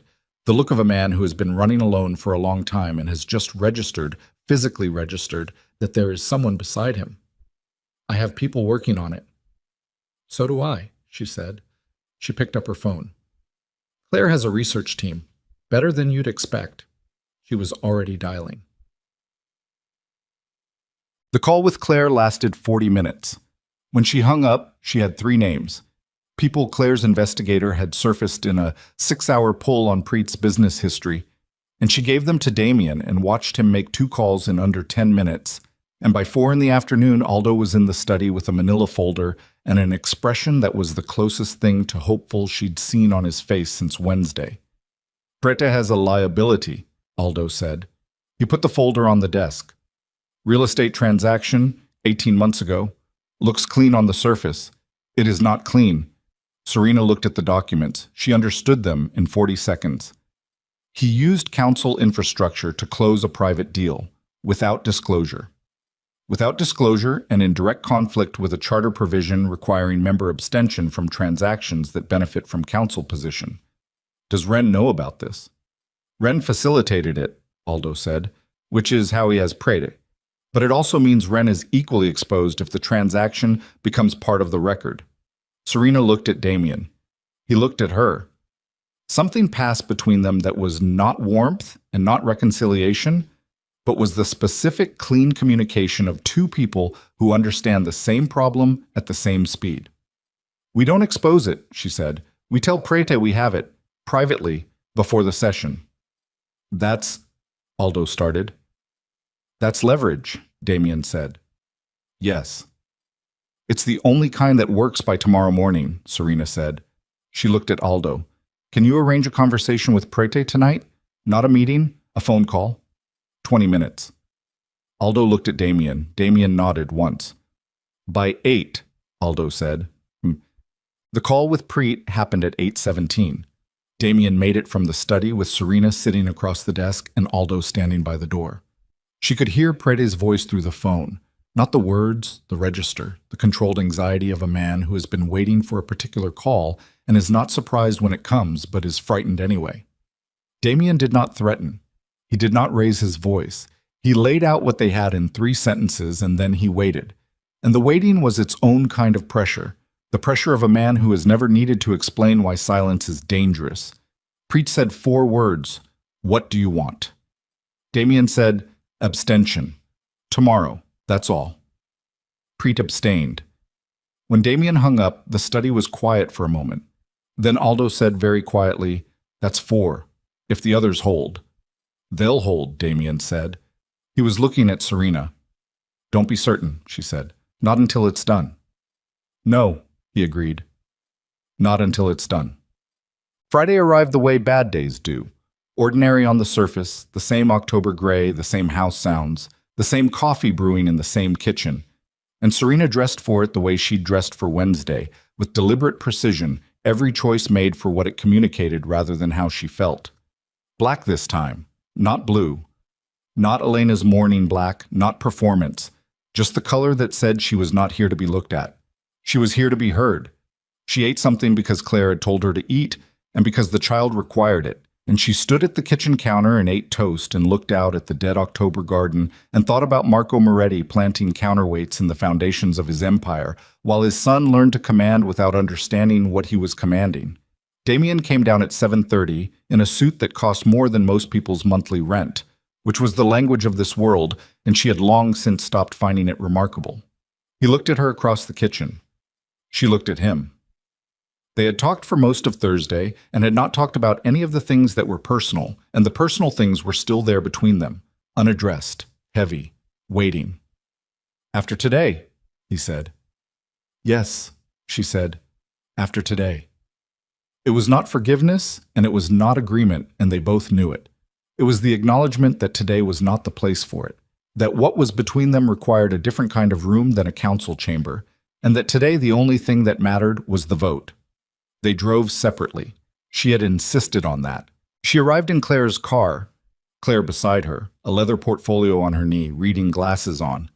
And they pulled up to the building that housed the council's formal meeting space, a downtown office tower with nothing on the exterior to indicate what happened on the 14th floor, and Serena looked at it through the car window for a moment before opening the door.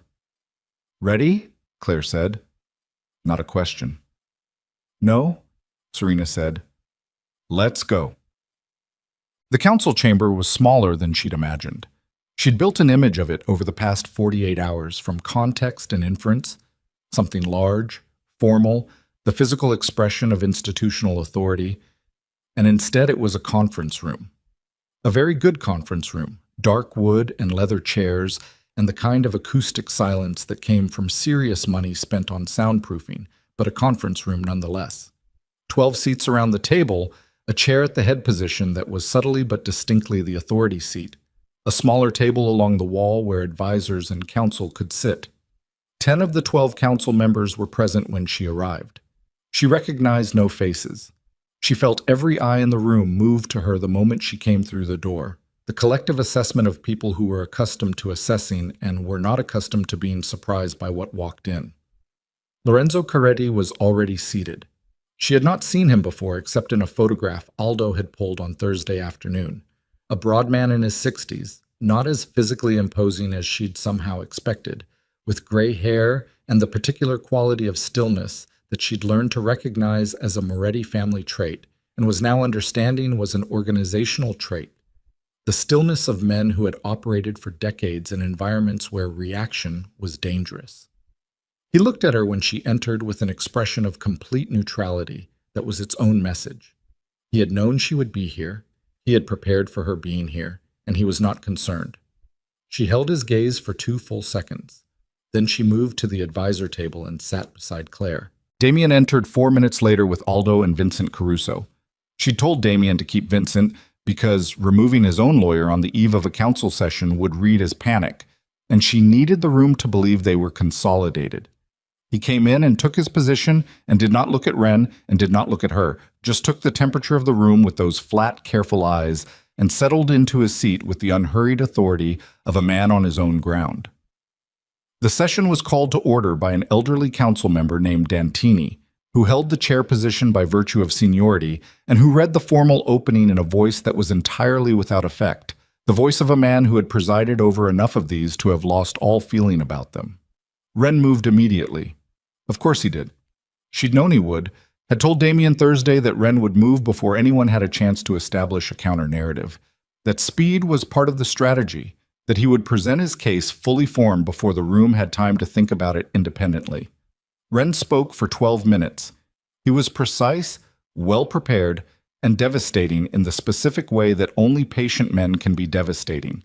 He had been building this argument for months, and it showed in the seamlessness of it, the way each point connected to the next without gap or weakness. He presented the injunction. He presented the public exposure of the Meridian transfer attempt. He presented what he described as evidence of governance instability at the leadership level, which was a careful and clinical way of describing Wednesday night. He did not mention Serena by name, which she'd expected. Keeping her as an abstraction was smarter than making her a person in this room. He concluded by calling for the council to grant temporary oversight authority over the Moretti legitimate asset structure pending an independent review, and to simultaneously consider the governance amendment that would formalize the council's authority in contested trustee situations going forward. He sat down. The room was very still. Dantini looked at Damien. Response. Damien stood. And here was the thing about Damien Moretti that she had not let herself think about clearly in 2 days of warfare, the thing she'd known for 7 years and had been bearing under the anger and the grief and the precise clinical work of preparing for this fight. He was extraordinary in a room. Not charming. Charm was for people who needed rooms to like them. He didn't need the room to like him. He needed it to believe him, and the difference between those things was 7 inches of spine and 40 years of knowing exactly who he was. He spoke for 8 minutes. He acknowledged the injunction directly, her advice not his instinct, and he'd taken it, which had required something from him she'd seen but not named. He framed it as a protective action taken in response to an administrative error in the transfer initiation, acknowledged the error, stated it had been corrected, noted that the stay filed Thursday morning indicated the matter was being resolved internally. He presented the United Family position with a specificity that required no defense because it was built on documentation. He was controlled, and he was clear, and he gave the room nothing that looked like fear. And then he said, I'd also like to introduce to the council Mrs. Serena Ashcroft Moretti, who holds trustee authority over the primary structures under discussion and who has requested the opportunity to address the council directly. The room moved. Small movements. A shift in posture here, a hand placed on a table there, the tiny physical adjustments of people recalibrating. Ren's expression did not change, but she saw his right hand resting on the table close slightly. Dantini looked at her. Mrs. Moretti, the council recognizes your standing. You may address. She stood. Claire had told her to keep it under 5 minutes. She kept it under 4. She did not perform. She did not make it about the marriage or the betrayal or any of the personal dimensions that Ren had carefully kept abstract. She spoke the language of the room, which was the language of structures and governance and institutional stability. And she made the argument in that language with the precision of someone who had built the structures being discussed and understood them from the inside out. She explained the trust architecture. She explained the independent trustee provisions. She explained exactly why council oversight of those provisions was not protective, as Wren had framed it, but was in fact the single most destabilizing action the council could take, because it would convert a stable, legally coherent structure into a contested governance situation with three parties: herself, the council, and the family. And that a three-party contestation of independently chartered trust assets was the kind of legal knot that took years to untangle and in the interim rendered every asset in the structure functionally illiquid. She looked at the council members who had real money in the legitimate structure as she said illiquid. She watched their faces. She watched 3 of the 4 uncommitted shift. Then she said, "The governance amendment Mr. Coretti is proposing would, in future, give this council authority over every contested trustee situation in every family organization operating under this charter. I'd ask each member to consider which of their own family structures that authority would extend to, and whether that extension represents the kind of governance they came to this council to create." She sat down. The silence lasted 4 seconds.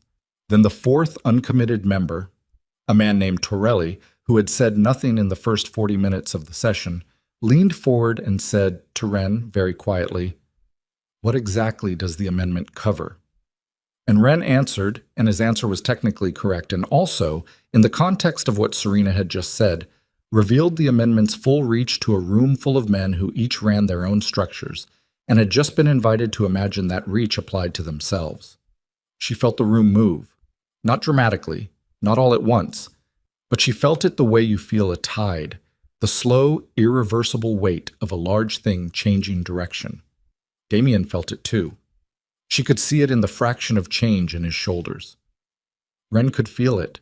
She watched him feel it, watched the first real movement in his expression all morning, a tightening that was controlled immediately, contained, but that she caught because she'd been watching for exactly this, and she knew what a man looked like when the room he'd been building for 11 years began to move away from him. He called the vote. It was the right tactical move. Cut the discussion before it eroded further. Force the count. Take what you have before it gets worse. She had told Damien on Thursday that Wren would do this if he felt the room shifting, and Damien had said, "How do you know?" And she had said, "Because it's what I would do." Dantini called the vote on the oversight motion. The first 3 votes were Wren's committed members. Yes, yes, yes. Then Pride. Abstain.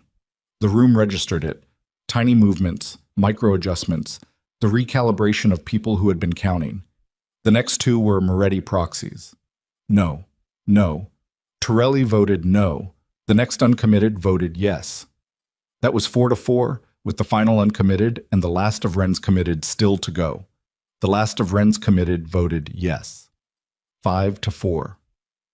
The final uncommitted, a man named Bassi who had not spoken a word and whose face throughout the entire session had been the professional blank of someone listening to both sides with genuine openness, looked at his hands for a moment, looked at Wren, looked at Serena briefly with an expression she couldn't read. Then he looked at Dantini and said, "No." 5-5. With Pride's abstention, the motion failed to reach charter majority. The vote on the governance amendment failed on the same count 2 minutes later. The session was concluded by Dantini in the same flat affect with which he'd opened it, and the room began to move. And Serena sat at the advisor table with her hands flat on the leather surface and her heart doing something loud and physical inside her chest. And Claire put a hand on her arm briefly and said nothing. And across the room, Lorenzo Coretti stood and buttoned his jacket and looked at Serena with an expression that was completely controlled and completely cold and contained in its absolute steadiness, the specific message of a patient man who has lost a battle and is already thinking about the next one. She held his gaze. She did not look away. He looked away first. Damien was at her side in 30 seconds, moving through the room with that particular efficiency, the controlled speed of a man who needed to be somewhere and was making it look unhurried. He stopped beside her and looked down and said very quietly, "It's done." "The amendment," she said. "He'll try again." "Yes." "We have time to prepare." "Yes." He paused. "Serena?" "Not here," she said. "No." He looked at the room, at the dispersing council members, at Wren's retreating back near the door. "Not here." She stood. Her legs were steady, and she was grateful for that, for the body's cooperation, the refusal to betray the exhaustion she was running on. She picked up her bag. Claire was already moving toward the door, and then Ren stopped at the exit. He turned back. Not to Damien, to her. Across the dispersing room, with the dark wood and the leather chairs between them, he looked at Serena Ashcroft Moretti with the flat, measuring attention of a man recalibrating a long-term calculation, and he said, clearly enough to carry, "Mrs. Moretti, well argued." She looked at him. "Thank you, Mr. Coretti," she said. He held her gaze for one more second. Then he turned and walked out. Claire appeared at her elbow. "We need to move. There are 2 things still in motion that need your signature before end of day, and if we don't—" "Claire." Serena put a hand on her arm. "1 minute." Claire stopped. Serena stood in the emptying chamber and breathed, very deliberately, 3 times. In and out, in and out, in and out. Feeling the space between her ribs and the child, and the exhaustion and the thing that was not quite relief, but was the absence of the worst possible outcome, which was its own kind of feeling, its own particular weight. She had won today. She knew, with the clarity that came from understanding how these structures worked, that winning today was not the same as being safe. Ren had 11 years of patience, and he had not used all of it. The amendment would come back in some form. The council would remain a board she needed to understand and monitor. The legitimate empire she had helped build and had now publicly defended was her responsibility in a way it had never been before. Not optional, not something she could step away from cleanly, woven into the structure at a level that Marco had designed to be permanent. She had walked into this week trying to leave. She was going to have to decide what it meant that she had stayed. Damien was 10 feet away, speaking quietly with Aldo, his hand on Aldo's arm, and she watched him and felt the whole complicated weight of 7 years and 2 days, and 1 terrible dinner and 1 sleepless night, and 1 council chamber that would not be the last. And she thought about the guest room bed she hadn't slept in, and the legal pad covered in her handwriting, and the blue dress on the hanger, and the phone that wasn't hers, that she'd picked up in the garden in the dark. She thought about her daughter. She had decided, somewhere in the sleepless Thursday hours, that it was a daughter, without evidence, without certainty, purely as an act of will, growing in the space of her, unhurried, indifferent to injunctions and council votes, and the slow warfare of powerful men. She was going to need a different kind of ground than this to stand on. She picked up her bag. She walked toward the door. She passed within 3 feet of Damien, and she paused, and he turned to look at her, and she said quietly, so only he could hear it, "We need to talk. Tonight. All of it. The things that aren't about the council." He looked at her. The exhaustion was visible on him in a way it rarely was. The night and the day and the session all accumulated on his face, wearing through the composure to something raw. "Tonight," he said. "Tonight," she said. She walked out of the council chamber and into the too bright hallway, and Claire fell into step beside her, and the elevator opened and they stepped in. And as the doors closed, Serena looked at her own reflection in the polished metal and barely recognized the woman looking back. The black dress and the legal pad under her arm, and the eyes that had not softened at any point in the last 72 hours. And thought, with the first clear thought that was not tactical, not structural, not about anything except the raw and complicated truth of it. Whatever comes next, I did not let them take me without knowing what I was. The elevator descended, the doors opened onto the lobby and the ordinary city and the October light that had no idea what had just happened 14 floors above it. And Serena Ashcroft Moretti walked out into it, and kept walking, and did not look back until she was ready to decide what she was walking toward. The city looked the same. That was the thing that struck her as Claire's car moved through the downtown corridor toward the bridge. The city was entirely unchanged, the same October light hitting the same glass towers, the same taxis and pedestrians and food carts operating with complete indifference to what had just concluded on the 14th floor of a building they would never enter. She sat in the passenger seat with the legal pad on her knee and the leather bag at her feet, and watched the city not care, and found it, for the first time in 72 hours, something close to comforting. "You need to eat," Claire said. She was driving with the focused efficiency she brought to everything, eyes on traffic, both hands on the wheel. "Real food, not toast." "I know." And you need to sleep tonight. Actual sleep. A pause. The stay is solid. The vote is recorded. Ren can't move again before the next charter session, and that's not until March. She glanced over. You have time. I know, Serena said again. Do you? Because you look like someone who doesn't believe they have time. Serena looked out the window. A woman was walking a dog along the river path, a large brown dog moving with the unhurried joy of an animal that had no idea what a council vote was. She watched them until they were gone behind the bridge railing. Drop me at the house, she said. I'll call you tomorrow. Serena, say, I'm fine, Claire. She looked at her. I mean it. I'm fine. I just need the conversation I've been putting off. Claire was quiet for a moment. Then she said, he's going to say things. Things that are probably true and probably not enough. I know. And you're going to have to decide what you do with that. I know that too. Claire pulled off the bridge road onto the private drive, the tree line closing around them, the estate appearing at the end of it the way it always did. Solid, unchanged, the old stone and the tall windows and the dead roses along the south wall that nobody had cut back yet. She looked at it with the eyes of someone who had left it 48 hours ago in a blue dress with a plan, and was returning in black with a different and more complicated set of problems, and was not the same woman who had walked out. She got out of the car. Claire said her name once more, and she turned, and Claire looked at her from the driver's window with an expression that was not professional, that was the expression of a woman who had known her for 9 years and was making an assessment. You did well, Claire said. Serena held her gaze for a moment. So did you. She went inside.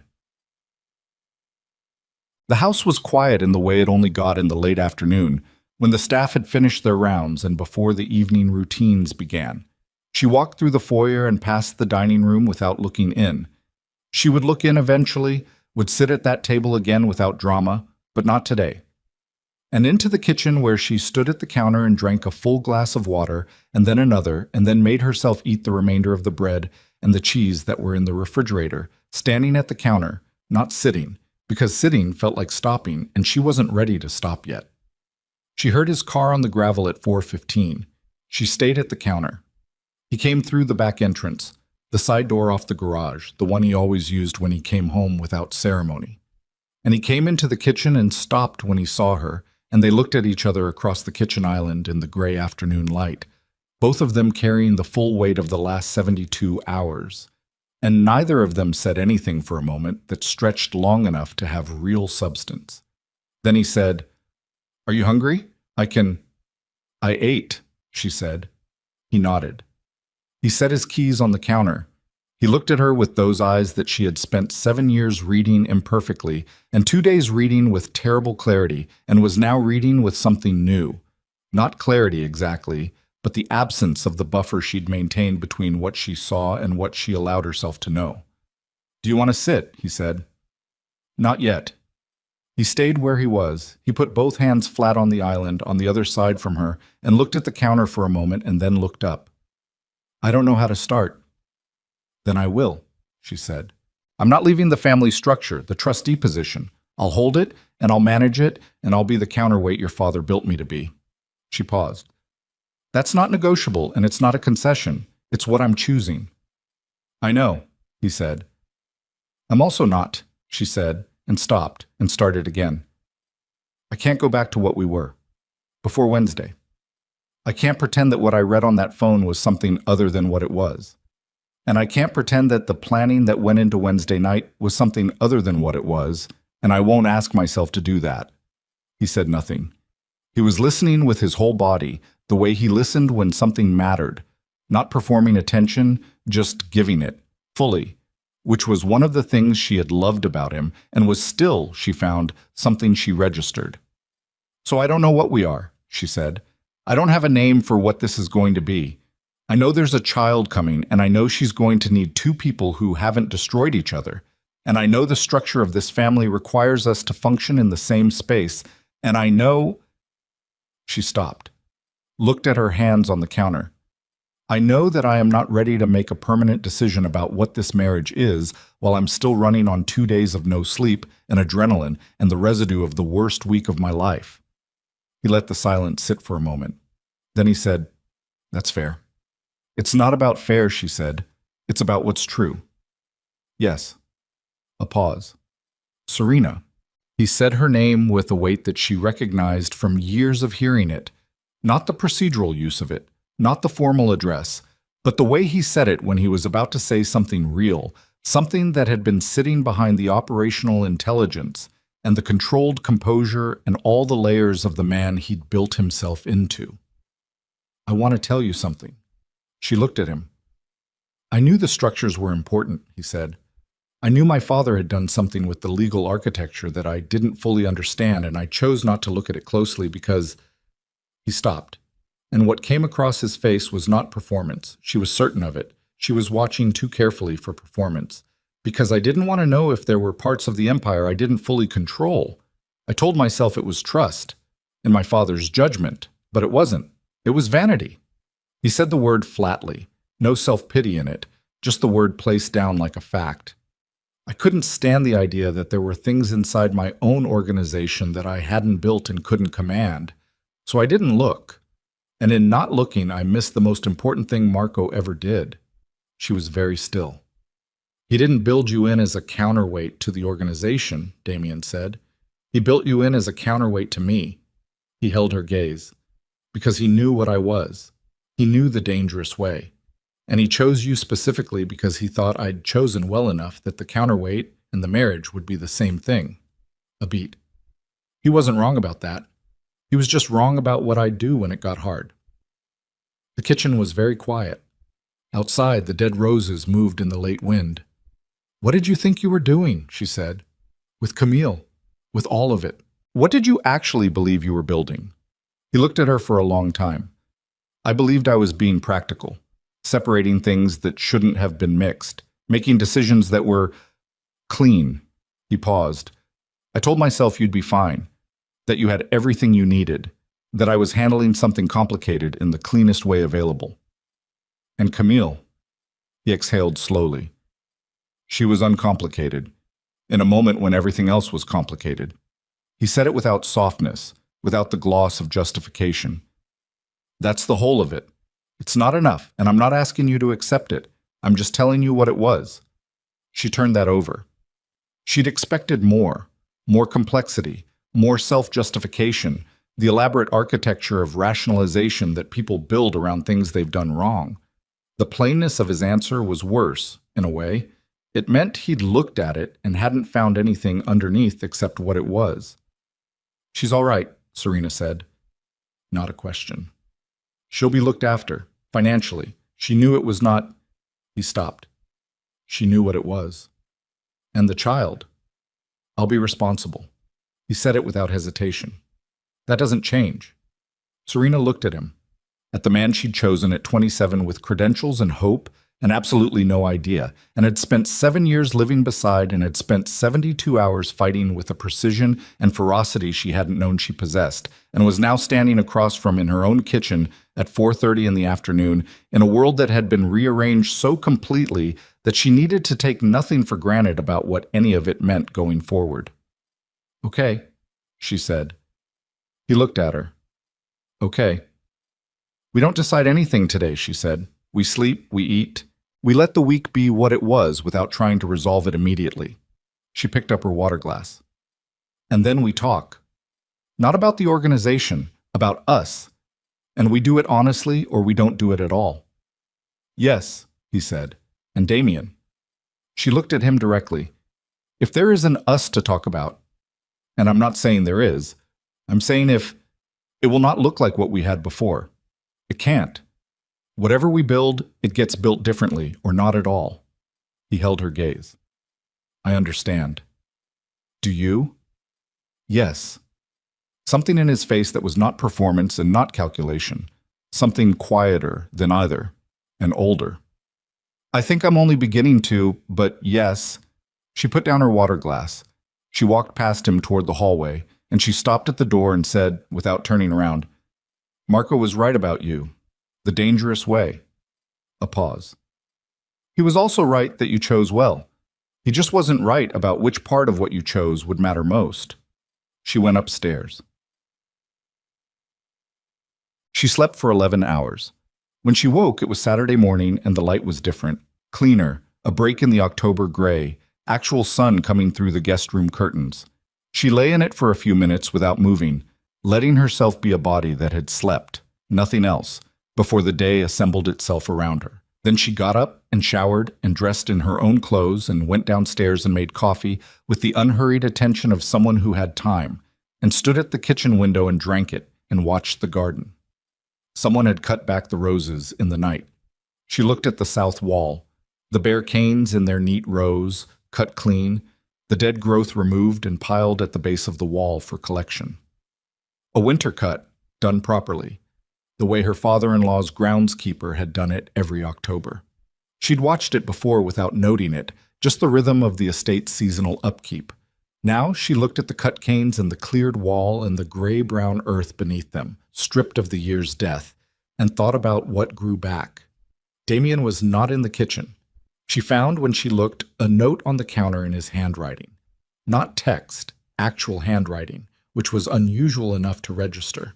It said, "Meeting with Aldo at 9, should be done by noon. There are eggs."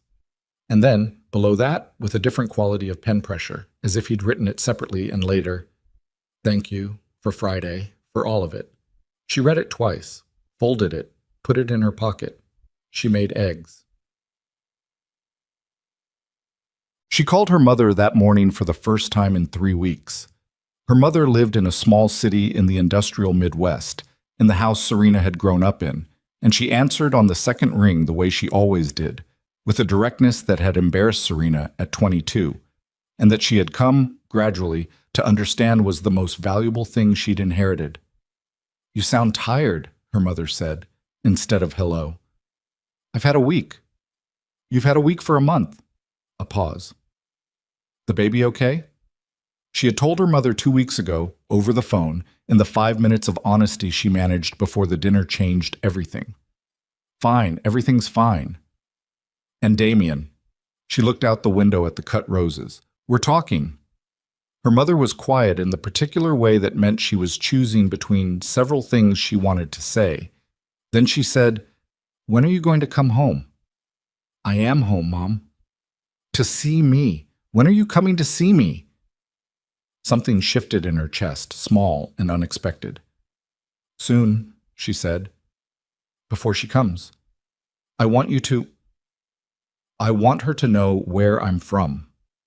"She," her mother said, and Serena could hear the smile in it. "I don't know that. You've always known things," her mother said, "even when you pretended you didn't." A beat.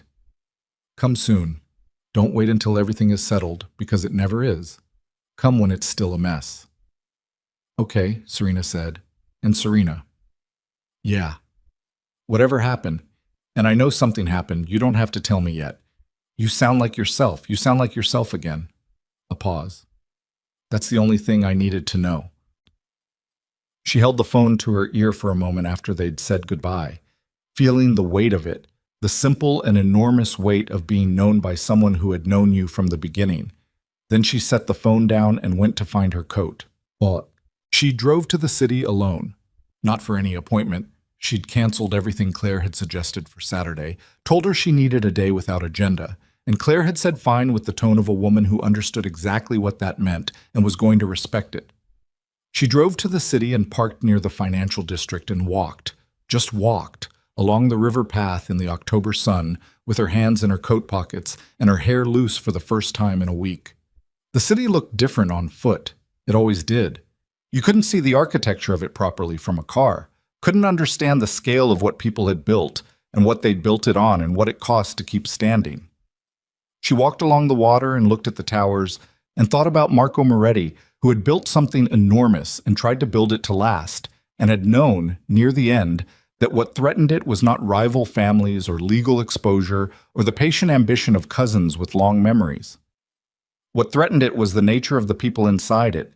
She thought about what it meant to be built into something, to have your name on its bones, to be the thing it couldn't move without. She had walked into this week wanting out. She was walking along the river now, understanding that out had never been a simple direction. that the architecture Marco had built made simple directions impossible, and that the question was not whether she was inside the structure, but what she was going to do from inside it. She was going to make it worth being inside. She didn't know yet exactly what that meant in practice, what the terms would look like, what the marriage would look like, what the coexistence of two children with different mothers inside one family's complicated gravity would require of everyone. She knew it would require things. She knew none of it would be clean. She knew that Ren was patient and March was not far, and that the governance amendment would come back dressed in different language. She knew that she was the counterweight, and that the counterweight did not get to be simple. But she also knew, standing on the river path in the sun with her hand pressed briefly to her stomach, feeling the child who was a fact now, who was real, who was coming regardless of what the council did or what the marriage became, that she was not going to define herself by what had been done to her at that table. She had walked in. She had stayed. She had not been moved. Whatever came next, she had done that. Vivienne called on Sunday. Serena almost didn't answer. She sat with the phone in her hand and watched Vivienne's name on the screen through 3 full rings, and then answered because she was not, at her core, a person who avoided things she needed to do. "I don't expect you to forgive me," Vivienne said. No preamble. Direct in the Moretti way, but stripped of the performance that had covered it at the dinner table. "I need to say it anyway. What I did, calling Ren, I thought I was protecting the family. I know now that I was protecting myself from having to tell my brother he was wrong." Serena sat in the chair by the guest room window. She was still in the guest room. She hadn't decided yet about the room. "What do you mean?" "I've known for a year that Damien was making a mistake. Not just Camille, the way he'd started treating the organization like it was his personal property, like the rules didn't extend to him." Vivienne's voice had the quality of something long held being released, not easily. "And I was afraid to say it to him directly. I've always been afraid of that, of what it looks like to tell Damien he's wrong. And I told myself calling Ren was a check on him, a correction. But it wasn't. It was cowardice wearing a good reason." Serena looked out at the garden, the bare rose canes in the Sunday light. "It nearly cost him everything," she said. "I know." A pause. "It nearly cost you everything. That's what I—" Vivienne stopped.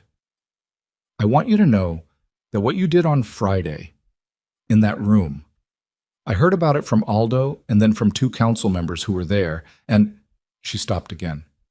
"You didn't have to do that, given everything. You didn't have to be the one who saved the family that was trying to remove you."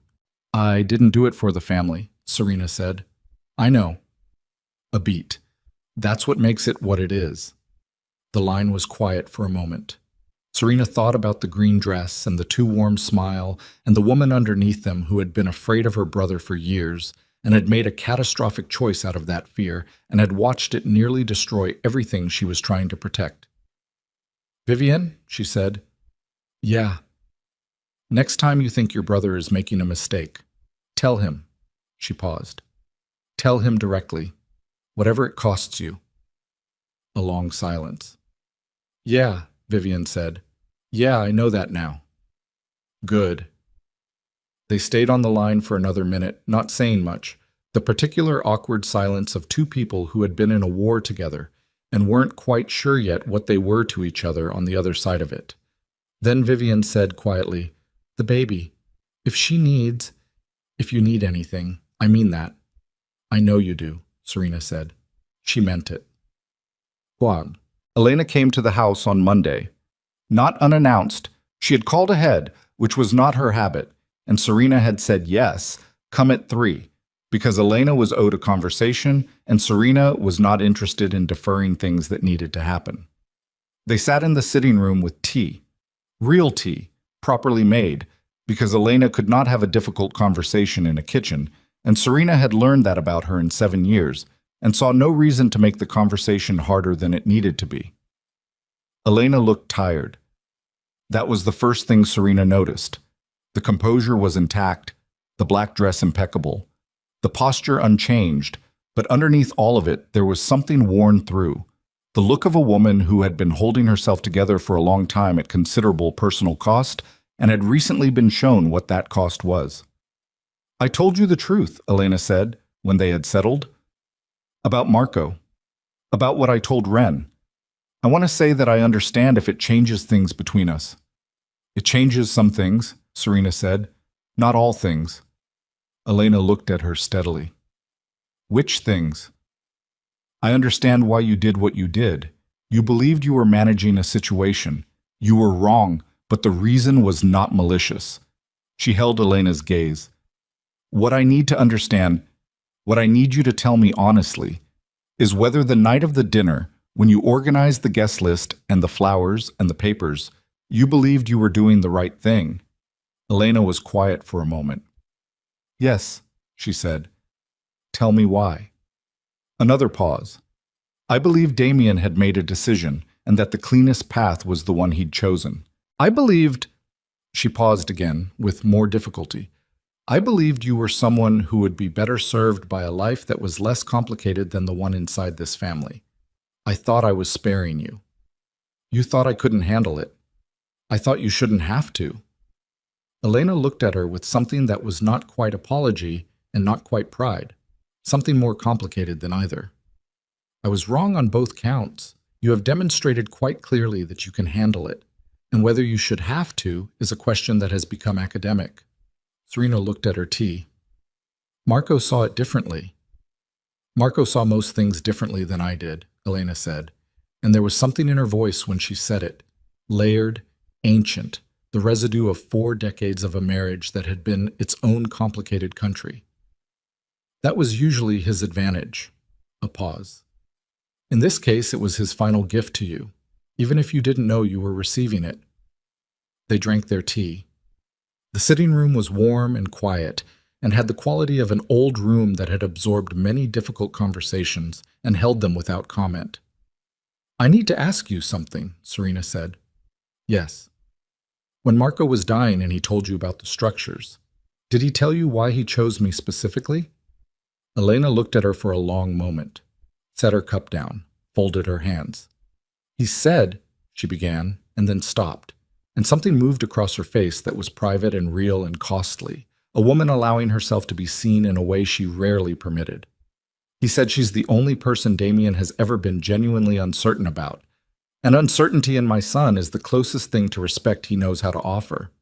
She paused. He said that a man who respects nothing is a dangerous animal, but a man who respects one thing can be redirected. She looked at Serena. You were the one thing. The sitting room was very still. He was betting on that, Serena said. He was betting everything on it, Elena said, and he lost some of it, but not all. Serena thought about that.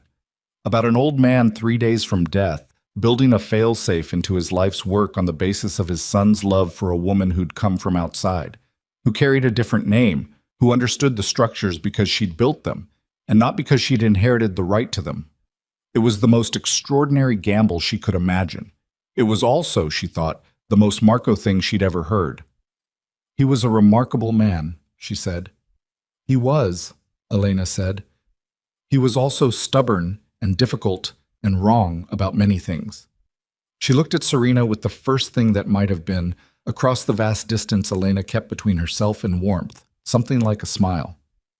But not about this, Ott said. 3 weeks later, the east wing was repainted, not pale blue. She chose a deep, warm gray that looked different in morning light than in evening light, that changed the room from something temporary into something considered. She oversaw it herself, standing in the doorway while the painters worked, because she had decided that if she was going to stay in this house, she was going to make it hers in the ways that were available to her, and this was one of them. Damien came to stand beside her while she watched the second coat go on. They had been talking. Actually talking, the way she told him they needed to. Without the organization as cover, without logistics as armor, about the things that were real and difficult and did not have clean resolutions.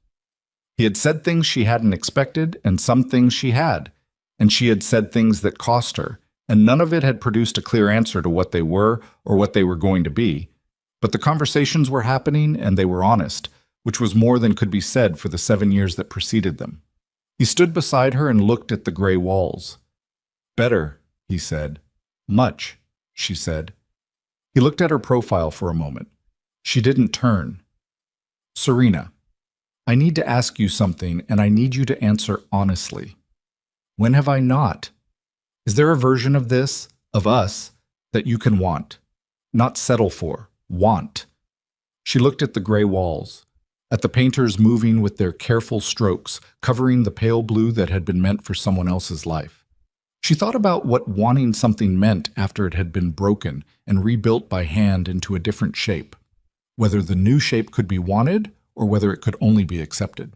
She thought about her daughter, who was not yet showing but was there, solidly and undeniably there, growing in a house that had been the site of a battle and was now trying, imperfectly, to become something else. I don't know yet, she said. It was the most honest answer she had. I know I'm not ready to say no. He was quiet. That's enough, he said, for now. It has to be, she said, because it's what's true. They stood together in the doorway of the gray room and watched the paint dry into something permanent, and did not touch, and did not perform anything, just occupied the same space with the specific difficulty of two people who had hurt each other and were not pretending they hadn't, which was its own kind of beginning. The foundation opened its doors on a Saturday in November.